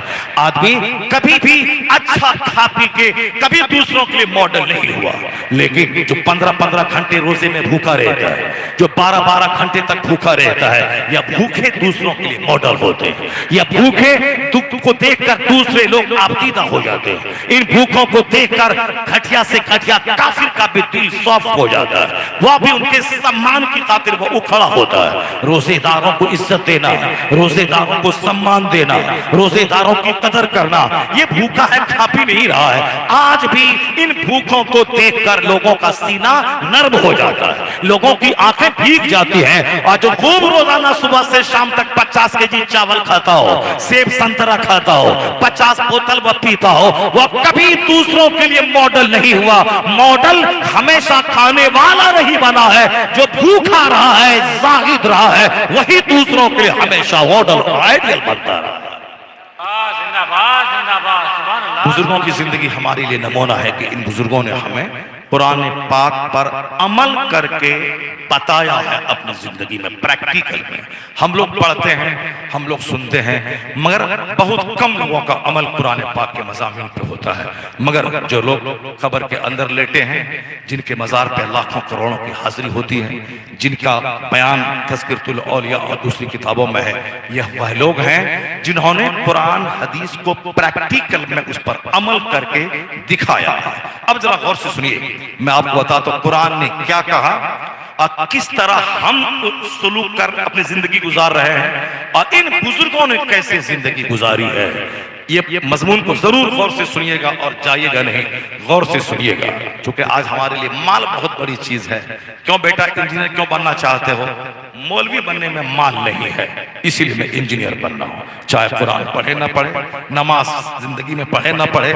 मौलाना साहब है, उनका बेटा इंजीनियर बन रहा है। मौलाना साहब मदरसे में सारी जिंदगी पढ़े, सारी जिंदगी मदरसे में पढ़ा रहे हैं, मदरसे का टाका है, वह बच्चों को खिला रहे हैं, मगर अपने बेटे को मौलाना बनाना नहीं चाहते, चूंकि अपने बेटे को इंजीनियर बनाना चाहते हैं। अब ये दूसरों से कहते हैं दाढ़ी रखो और उनका बेटा इंजीनियरिंग कर रहा है, दाढ़ी मौज दोनों साफ अपने बेटे के इस अदा पे खुश है। मौलाना साहब के मेरा बेटा स्मार्ट है, मॉडर्न है, इंजीनियर है, मेरा बेटा इंजीनियर है, मेरा बेटा इंजीनियर है।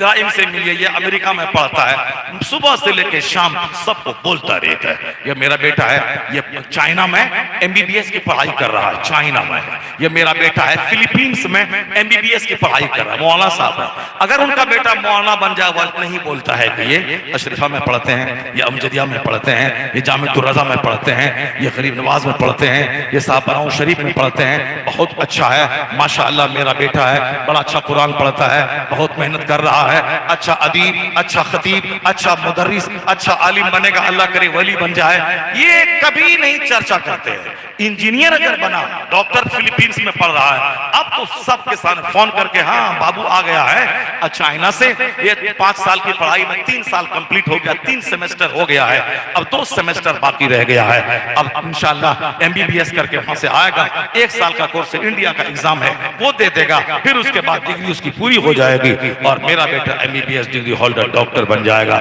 वो चाहे एक वक्त की नमाज ना पढ़े, खड़े होकर पेशाब करे, सुबहान रब्बियल आला ना कहना आता हो, उस बेटे पे फख्र है उसको। ये बताए कि कौन बन अपने बेटे को मौलाना बनाएगा? अभी तो अल्लाह का शुक्र है कि मदरसा जिंदा है, अल्लाह का शुक्र है कि इमाम दस्तयाब है, अल्लाह का शुक्र है कि खतीब दस्तयाब है, मगर हालात यही रहे, ना कोई नमाज पढ़ने वाला मिलेगा, ना कोई नमाज पढ़ाने वाला मिलेगा।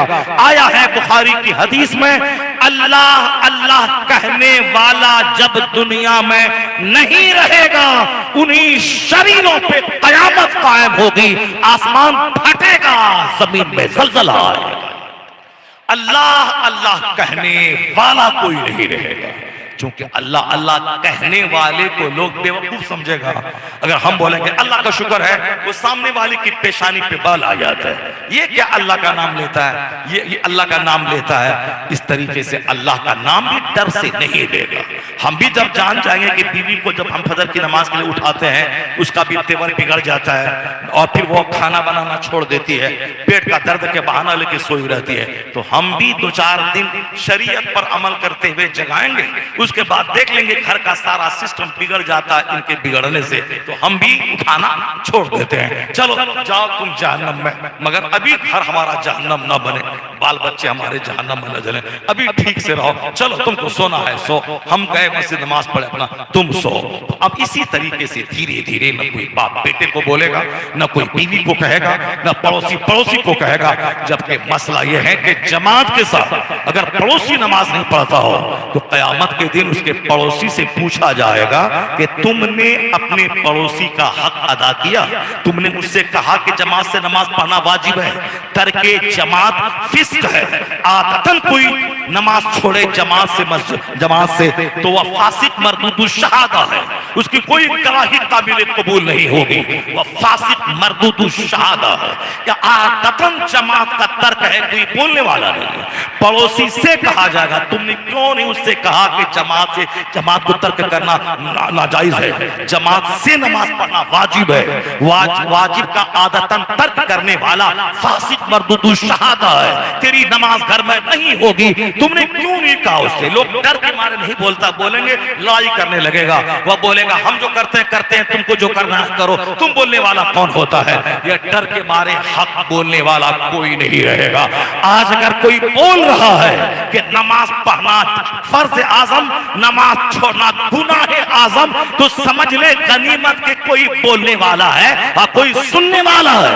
वह वक्त आएगा जब देखेगा कहानी किस्सा कहने वाले को सराहा जाता है और जो फराइज और वाजिबात बयान करे उसको नकारा जाता है। तो कोई हक नहीं बोलेगा, कोई नमाज की फर्जियत पे नहीं बोलेगा, कोई हज और ज़कात पे नहीं बोलेगा।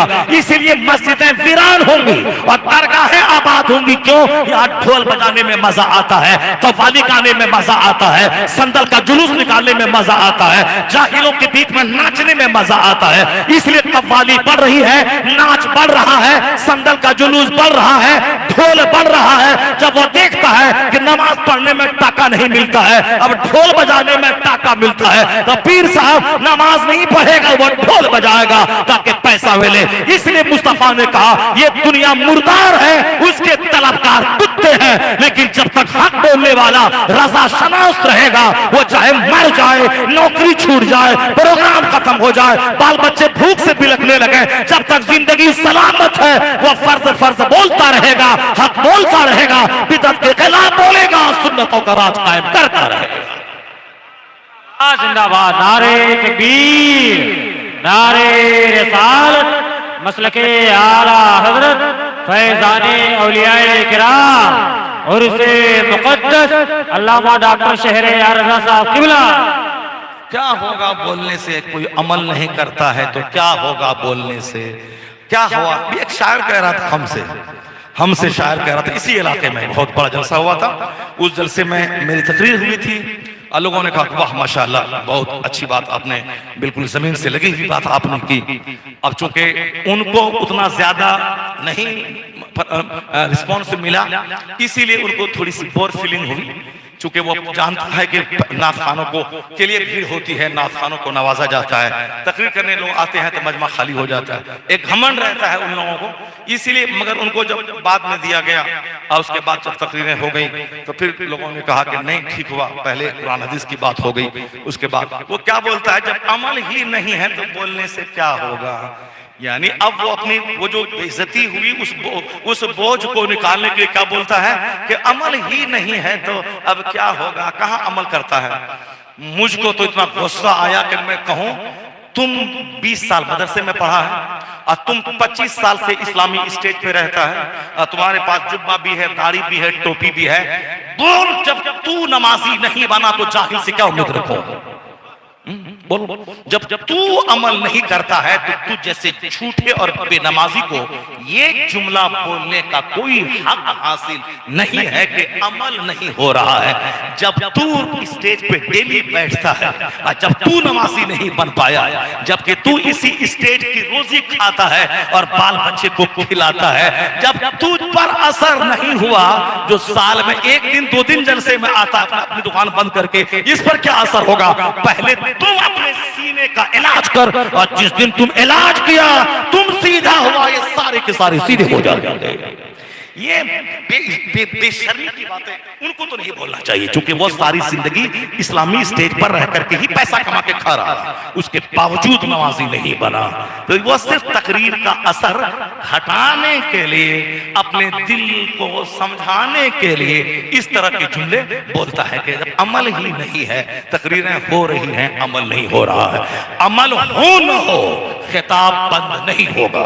नमाजी आए या ना आए, अजान बंद नहीं होगी, अजान बंद नहीं होगी, जुमा का खिताब बंद नहीं होगा। अम्रे बिल मारूफ करना ये लाजिम है।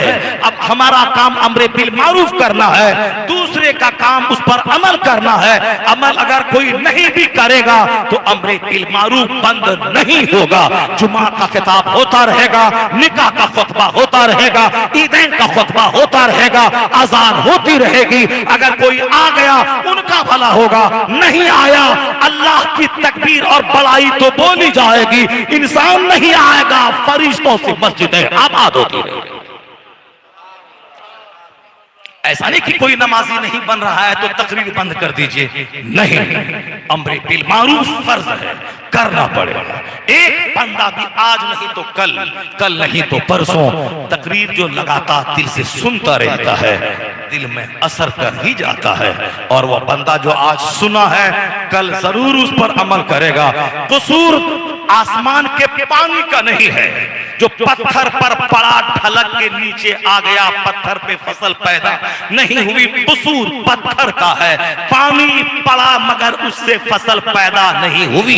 मगर वही पानी जरखे जमीन पे पड़ा, वहां से हसीन लहलहाती हुई फसल पैदा हो गई।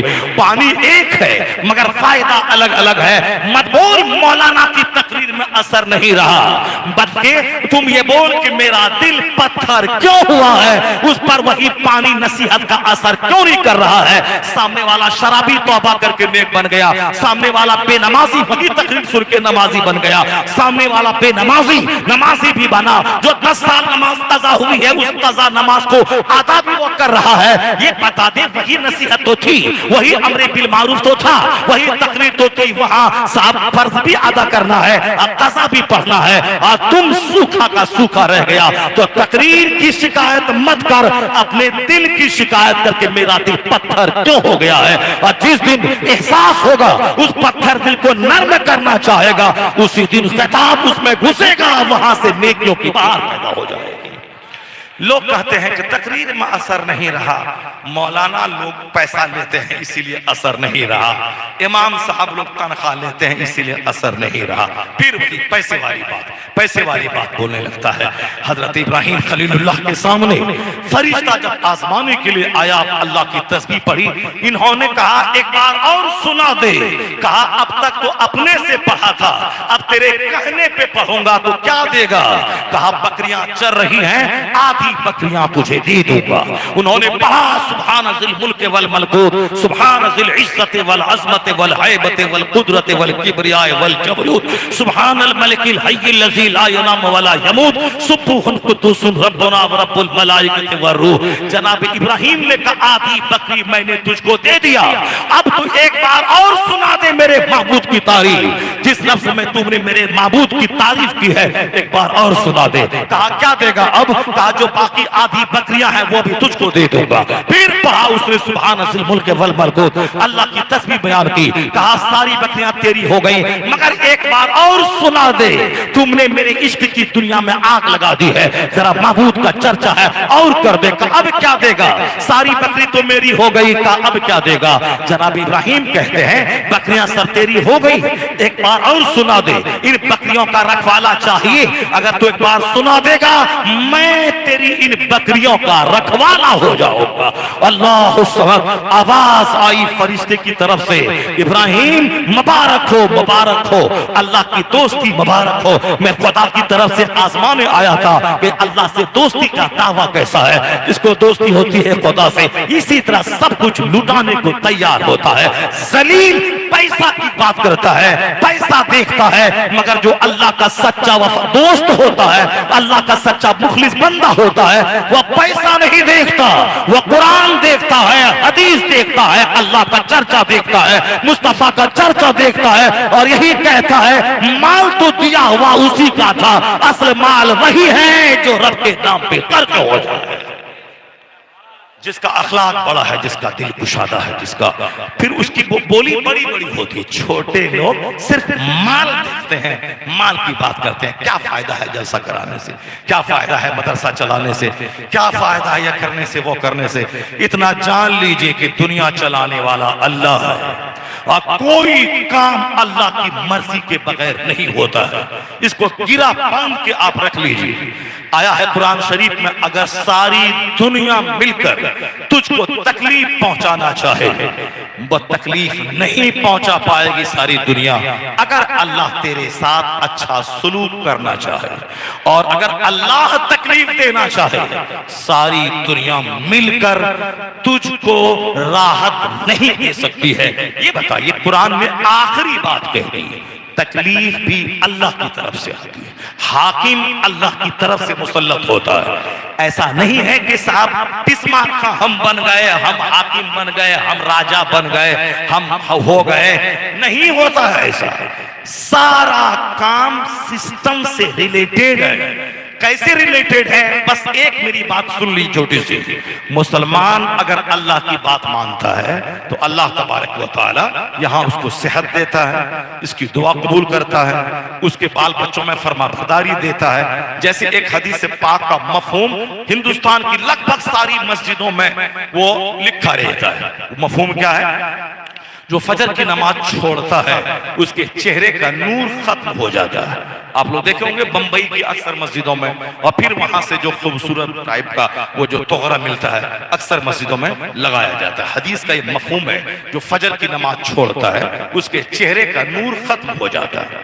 अब अगर किसी के चेहरे का नूर खत्म हो जाए, न बोले कि साहब ये बीमारी हो गई, वह बीमारी हो गई, नमाज पढ़ता ही नहीं है और 1000 लोशन लगाता है, मगर फिर भी चेहरा चमकता नहीं है, क्योंकि एक अनजाना सा गम जब दिमाग पे आदमी का हावी रहता है, गोरा चेहरा भी सूख के काला और कांटा की तरह हो जाता है।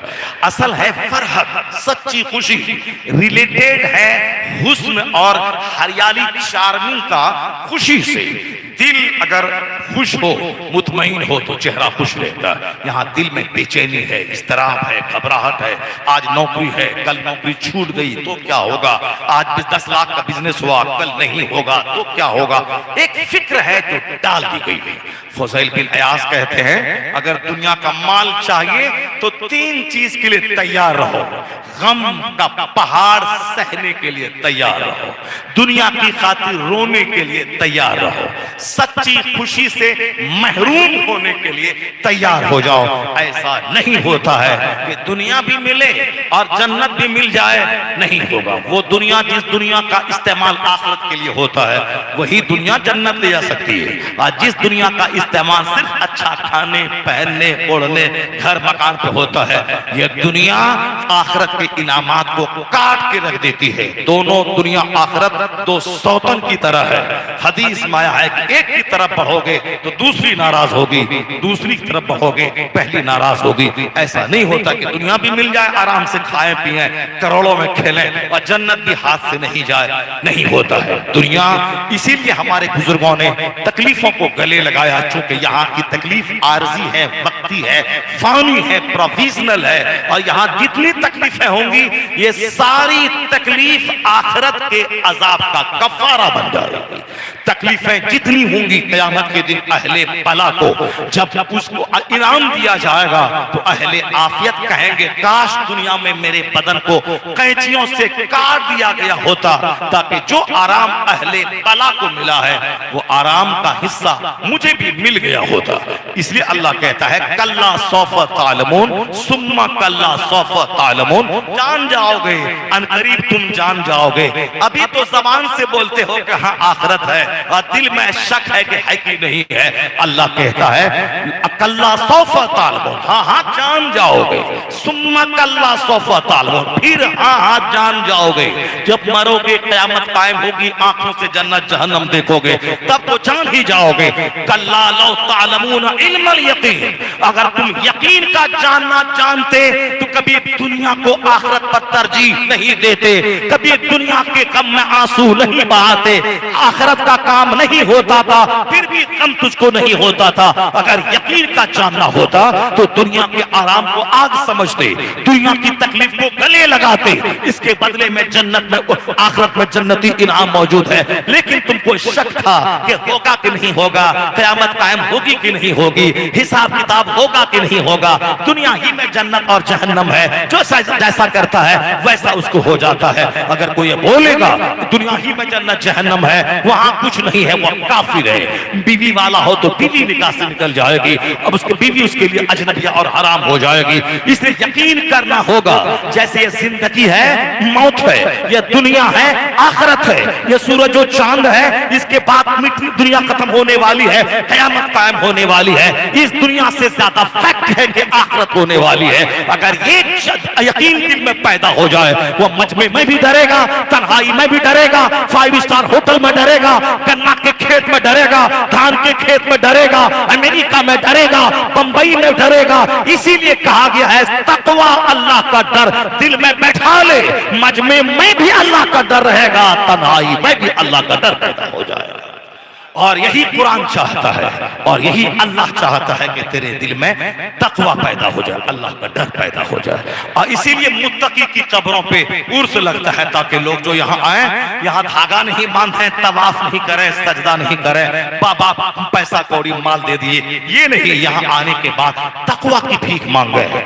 ये आदमी करोड़ों जिसका मुरीद है, लाखों जिसका मुरीद है, ये एक टाइम खाता था, रात में 1 घंटा सोता था, जिंदगी में झूठ बोलकर 1 करोड़ कमा सकता था, मगर कभी झूठ नहीं बोला। मुसीबत उठाया, पैसे की तंगी के बोझ में दबा रहा, बाल बच्चों की ख्वाहिशात के सामने घुटने नहीं टेका। यह परफेक्ट आदमी जो हक को हमेशा तरजीह दिया। तो यहाँ आने वाला उनकी जिंदगी को निगाहों के सामने लाए और जब यहाँ से वापस जाए ये कह दे कि सच बोलूंगा, अगर झूठ बोलकर 1 करोड़ मिले और सच बोलकर 1 टाका मिले तो सच का 1 टाका झूठ के खरबों पे भारी है। ये बात जब पैदा हो गई तो फरिश्ता तेरा हाथ चूमेगा, तुझसे मुसाफा करेगा, तेरी पेशानी को बोसा देगा।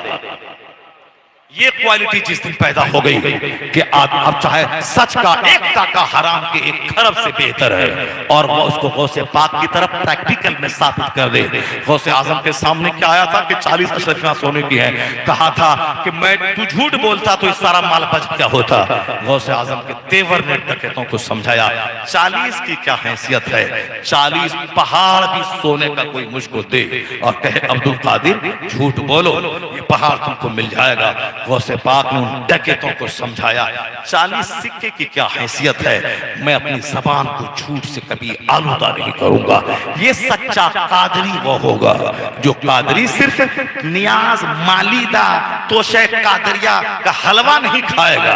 कादरी वो है जिसकी निगाहों के सामने गौसे आजम का कैरेक्टर होगा, गौसे आजम का किरदार होगा, गौसे आजम की जिंदगी आईने की तरह निगाहों के सामने होगी। हत्तल इम्कान कोशिश करेगा उस पर वो अमल करता रहे, गुनाहों को छोड़ता रहे। तो अल्लाह के वलियों का वफादार, उसका मुहिब, उसका आशिक सच्चा वही है जो दुनिया की भीख नहीं मांगे, बल्कि जब उर्स में आए मज़ार पे वहां तकवा मांगे, वहां अल-खौफ खुदा मांगे, वहां नमाजों की पाबंदी मांगे, हरमैन की हाजिरी मांगे, खात्मा बिल खैर मांगे, जन्नतुल फिरदौस में नेक लोगों की रफाकत मांगे। अगर ये मांगेगा तो अल्लाह के वली कब्र में दिल से दुआ करेंगे, फिर वहां से लौटेगा मुत्तकी परहेजगार बन के लौटेगा, फैज मिलेगा मज़ार से। और जब से लोगों ने दुनिया मांगनी शुरू की मज़ारात में, अजमेर और बगदाद में एक मज़ार से आवाज आई थी, दुनिया चाहे तो बादशाह की कब्र पे जाओ, या फकीर की कब्र है, यहाँ से माल नहीं मिलता, यहाँ से फक्र मिलता है, यहाँ से तकवा मिलता है, यहाँ से ज़ुहद मिलता है। जब ये आवाज आई सामने वाला दंग रह गया, जैसे सीना उसका फट गया हो। वहां से जब लौटा तो दुनिया को तलाक दे दी और ज़ुहद की जिंदगी बसर करने लगा। आवाज आती है अल्लाह के वलियों की कब्र से, मगर गुनाह करते करते हमारे कान इतने सख्त हो गए हम वो आवाज सुन नहीं पाते। आज बुजुर्गों के मज़ार का फैज भी बंद हो गया है, क्योंकि सारे लोग सिर्फ दुनिया मांगने पहुंचता है। कहता है जन्नत भी मिले, यहाँ भी अच्छा अच्छा खान पान मिले।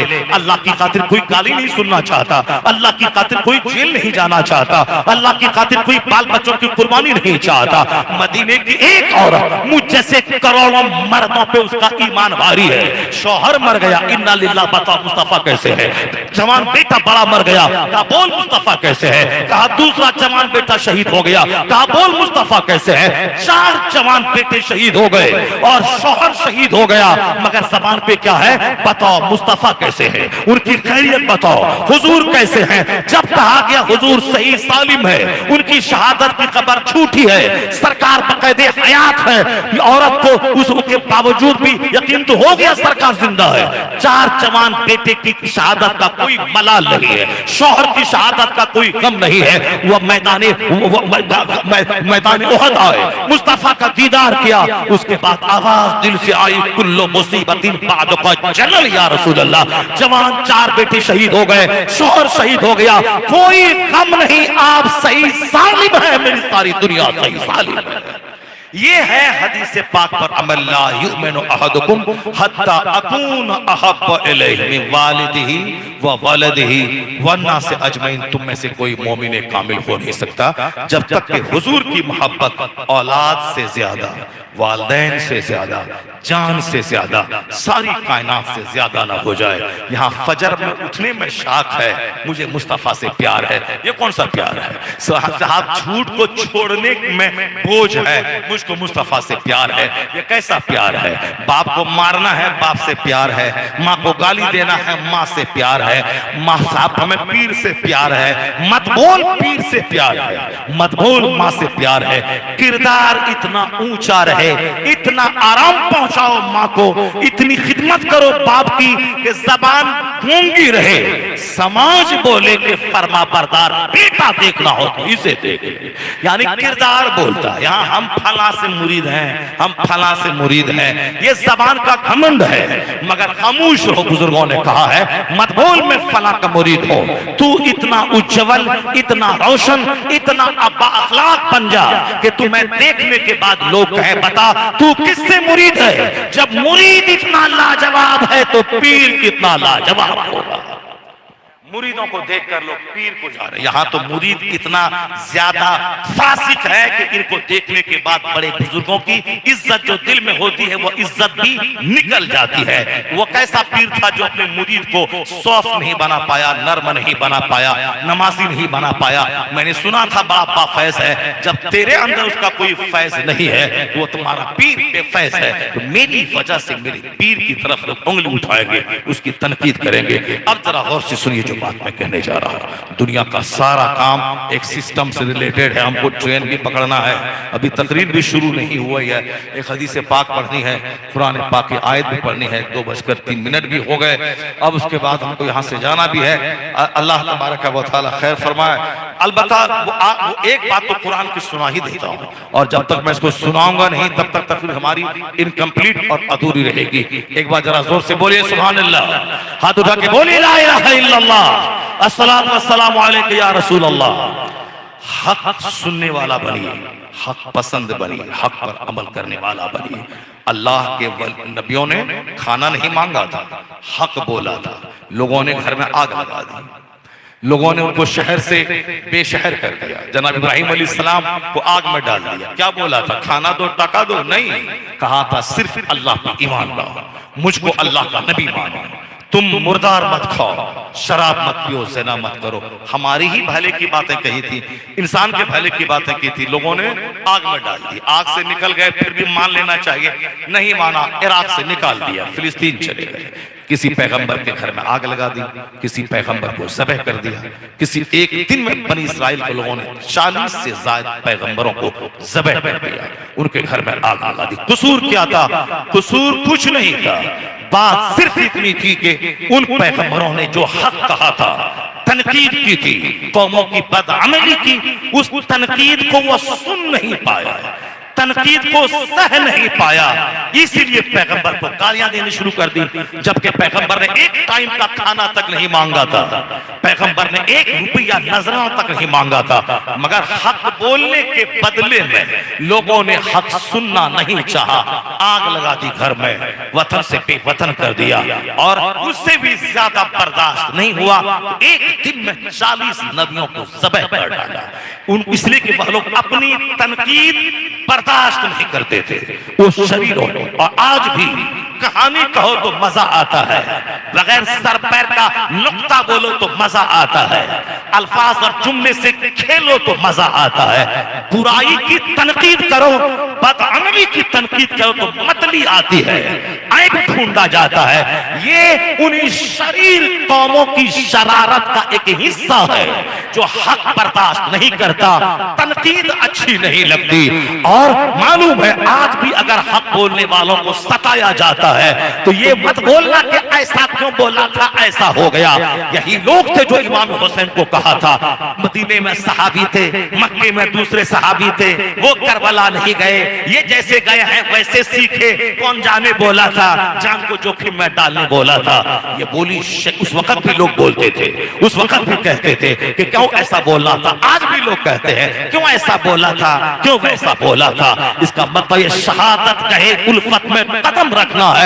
लोग आसान समझते हैं मुसलमान होना, एक दिन उर्स लगाना आसान है, और मरते दम तक 5 नमाजें कड़ाके की सर्दी में, जबरदस्त गर्मी में मस्जिद में आके पढ़ना ये मुश्किल काम है। आसान काम लोग कबूल करते हैं और सख्त काम इसे कबूल नहीं होता है। एक दिन चादर और कागज का जुलूस निकालना, फातिहा पढ़ना, जुलूस से मोहम्मदी में निकलना ये आसान है, मगर सारी जिंदगी मरते दम तक ज़कात निकालना, रोजा रखना, फर्ज होने के फौरी बाद हज करना, झूठ से बचना, शराब से बचना, सूद से बचना, अल्लाह रसूल की नाफरमानी से बचना ये बहुत मुश्किल काम है। आसान काम मालिदा खाना, शीरनी खाना, जुलूस निकालना, संदल जुलूस निकालना, चादर कागर का जुलूस निकालना ये आसान है। नमाज मुश्किल है, झूठ छोड़ना मुश्किल है, हराम छोड़ना मुश्किल है। तो मुश्किल काम नहीं करते, आसान काम सब करता है। एक दिन का काम, और शरीयत यही कहती है मुश्किल काम कर, हार्ड काम कर। नमाज रोजे हज और ज़कात की अदायगी के बाद जज्बे जिहाद पैदा होता है कि खुदा की खातिर गाली न सुने तो बेकार है, अल्लाह की खातिर गर्दन न कटे तो बेकार है, अल्लाह की खातिर 2-4 महीना जेल में न रहे तो बेकार है, अल्लाह की खातिर बाल बच्चे भूखे न रहे तो बेकार है। यही वजह है मुस्तफा के घर में 2-2 महीने तक चूल्हे में आग नहीं सुलगती थी, सैयदा फातिमा के घर में 3 दिन का फाका है मगर ज़बान पे शिकवा नहीं है, हसन करीमैन के घर में सूखी रोटी है, फातह खैबर जौ की सूखी रोटी को भिगा के खा रहे हैं, ज़बान पे कोई शिकवा नहीं है कि अल्लाह तू कहां है, तेरी रहमत कहां है। वह जानते थे मोहब्बत कुर्बानी चाहती है, मोहब्बत आजमाइशों में डालती है, मोहब्बत इसाअत चाहती है। अल्लाह के नाम से मोहब्बत है, मोहब्बत में जब कुर्बानी न हो, मोहब्बत में फाका न हो, मोहब्बत में जेल न हो, मोहब्बत में शहादत न हो, मोहब्बत में बाल बच्चे की कुर्बानी न हो, मोहब्बत में हिजरत न हो, मोहब्बत में तर्क ख्वाहिशात न हो, वो मोहब्बत का दावा झूठा है। इसलिए हमारे बुजुर्गों ने मेहनतों का रास्ता, मुसीबतों का रास्ता, तकलीफों का रास्ता इख्तियार किया है। आज जो कुछ भी हो रहा है दुनिया में, यह जान ले कि अल्लाह तबारक व तआला हमारी बदअमली की सजा देना चाहता है, ताकि तुझको जो गुनाह तुमने किया है इसी दुनिया में उसकी सजा मिल जाए, खौफ की सूरत में, अजाब की सूरत में, तकलीफ की सूरत में, मुसीबत की सूरत में, जालिम हाकिम की सूरत में तेरे गुनाह धुल जाए, ताकि तू बेदाग होकर दुनिया से जाए। क्योंकि जन्नत तेरे लिए बनी है, वहां का इनाम तेरे लिए है, और तू दागदार है, उसकी सफाई हो जाए, ताकि तेरे घर में कभी ताने की किल्लत हो, कभी जालिम हाकिम तुझको मारे, कभी तू जेल में जाए, कभी तेरे बाल बच्चे दर की ठोकरें खाए, तेरे गुनाहों की सजा यही मिल जाए, और जैसे मरे गुनाहों से बेदाग होकर खरबों साल की जन्नत तुम्हारा इस्तेमाल करे। और ये काफिर 1000 शराब पिए, पाप करें, ज़िना करें, सूद खाएं, चूंकि दुनिया का 100 साल एक दिन है, या एक दिन शराब पी लें, मौज मस्ती कर लें, अत्याचार कर लें, मस्जिदों को तोड़ दें, कुरान को जला दें, मुसलमानों को काट दें, ये जो चाहे सो करें, चूंकि खरबों साल इनके मुकद्दर में आग है, अरबों साल ये आग में रहेंगे, वहां तो मौत को ज़बह कर दी जाएगी, वह आग ही आग है, इनके के हिस्से में इल्ला नार, सिवाय नार के कुछ नहीं है। इसलिए अल्लाह दुनिया में थोड़ा बरतने इसको दिया है ताकि खा पी के मोटा हो जाए, ताकि खरबों साल ये जहन्नम में जलेगा। अगर इस पॉइंट पे मुसलमान की नजर रही तो कभी नहीं बोलेगा अल्लाह कहाँ है, रसूलुल्लाह कहाँ है, गौसे आजम कहाँ है। अल्लाह का वलनबलुवन्नकुम बिशैइन मिनल खौफ, हम तुमको आजमाएंगे, कभी खौफ देकर, कभी माल में कमी देकर, कभी कभी औलाद को मौत देकर, कभी जान में कमी देकर। अगर तुमने सब्र किया तो रहमतें तेरे लिए है, सकीना तेरे लिए है, तू ही कामयाब है, तू ही बावराद है। यहाँ सांस का सिलसिला टूटा, अरबों साल की जन्नत तेरे लिए मौजूद है, हूर गिलमान तेरे लिए है, सोने चांदी का मकान तेरे लिए है, शहद की नहरें तेरे लिए है, पाकीज़ा शराब की नहरें तेरे लिए है। वहां मौत नहीं, अब सदा का आराम तेरे लिए है, क्योंकि इनके लिए सदा की आग है। इसीलिए दुनिया में बादशाहत है, दुनिया में बाल बच्चे की नौकरी है, खूब मस्तियां हैं, खूब जुल्म अत्याचार है, खूब शराब है, खूब शबाब है। इसको थोड़ा बरतने के लिए दिया गया है। सनस्तदरिजुहुम, हम इनको फील देते हैं ताकि खूब मस्ती कर ले। और जहां जिंदगी का रिश्ता टूटेगा, आग इसके लिए है, सांप इसके लिए है, बिच्छू इसके लिए है। ज़ुय्यना लिल्लज़ीना कफ़रुल हयातुद दुनिया व यस्खरून मिनल लज़ीना आमनू वल्लज़ीना तक़व फ़ौक़हुम यौमल क़ियामा। अल्लाह कहता है, ए मुसलमान, दुनिया की जिंदगी मुशरिकों के लिए सजा दी गई है और ये तुमको देखकर हंसते हैं, मजाक उड़ाते हैं। अगर तुमने तकवा के साथ जिंदगी गुजारी तो मरने के बाद आखिरत में तू ही गालिब रहेगा, तू ही सुरखरू रहेगा। इज्जत का ताज पहनाकर सोने चांदी के तख्त पे तू बैठेगा। तेरी निगाहों के सामने ये अरबपति आग की जंजीरों में जकड़ के जब जहन्नम डाले जाएंगे, तब तू कहेगा, मालिक तेरा करोड़ों एहसान आज जान गए कि तूने दुनिया नदी नदी आखिरत की रुसवाई से तूने हमें बचा लिया। जिंदाबाद जिंदाबाद, सुभान अल्लाह सुभान अल्लाह सुभान अल्लाह सुभान अल्लाह। इस पहलू पे अगर नजर रहेगी तो जीना आसान हो जाएगा। इससे नजर जहां हटी तब तो वही बोलेंगे अल्लाह कहाँ है, रसूलुल्लाह कहाँ है, गौसे आजम कहाँ है, गरीब नवाज कहाँ है। ज़ुय्यना लिल्लज़ीना कफ़रुल हयातुद दुनिया, दुनिया की जिंदगी काफिरों के लिए अल्लाह ने सजा दी है, मोमिनों को आजमाइशों में रखा है। इन बुजुर्गों ने मुसीबतें उठा के, ऐसा नहीं कि अल्लाह इनसे नाराज था, नहीं, अल्लाह उनसे बहुत खुश था। यही वजह है कि वो नफ्से मुतमइन्ना लेकर, अच्छे अमाल लेकर दुनिया से गए। तो इन बुजुर्गों की जिंदगी से हमें पैगाम मिलता है कि हमें भी आजमाइशों में सब्र के साथ रहना है, तकवा के साथ रहना है। नजर आखिरत पे रहेगी तो दुनिया आसान हो जाएगी, वहां से नजर हटेगी तो बस पल पल आंसुओं के साथ, घबराहटों के साथ, इस्तराब के साथ, बेचैनी के साथ जिंदगी गुजरेगी। न दुनिया मिलेगी न उक़बा मिलेगा। दोनों जहान की भलाइयां मुस्तफ़ा की गुलामी और पैरवी में पिन्हा है। अल्लाह तबारक व तआला हमको और आपको सबों को सरकार दो जहां की सच्ची गुलामी की तौफीक अता फरमाए। क्या हुआ बाबा, हो गया ना? हमारी ट्रेन छूटने वाली है तो हमको टेंशन नहीं है, बाबा को टेंशन है। चलिए अर्श कुर्सी जो के तस्वीर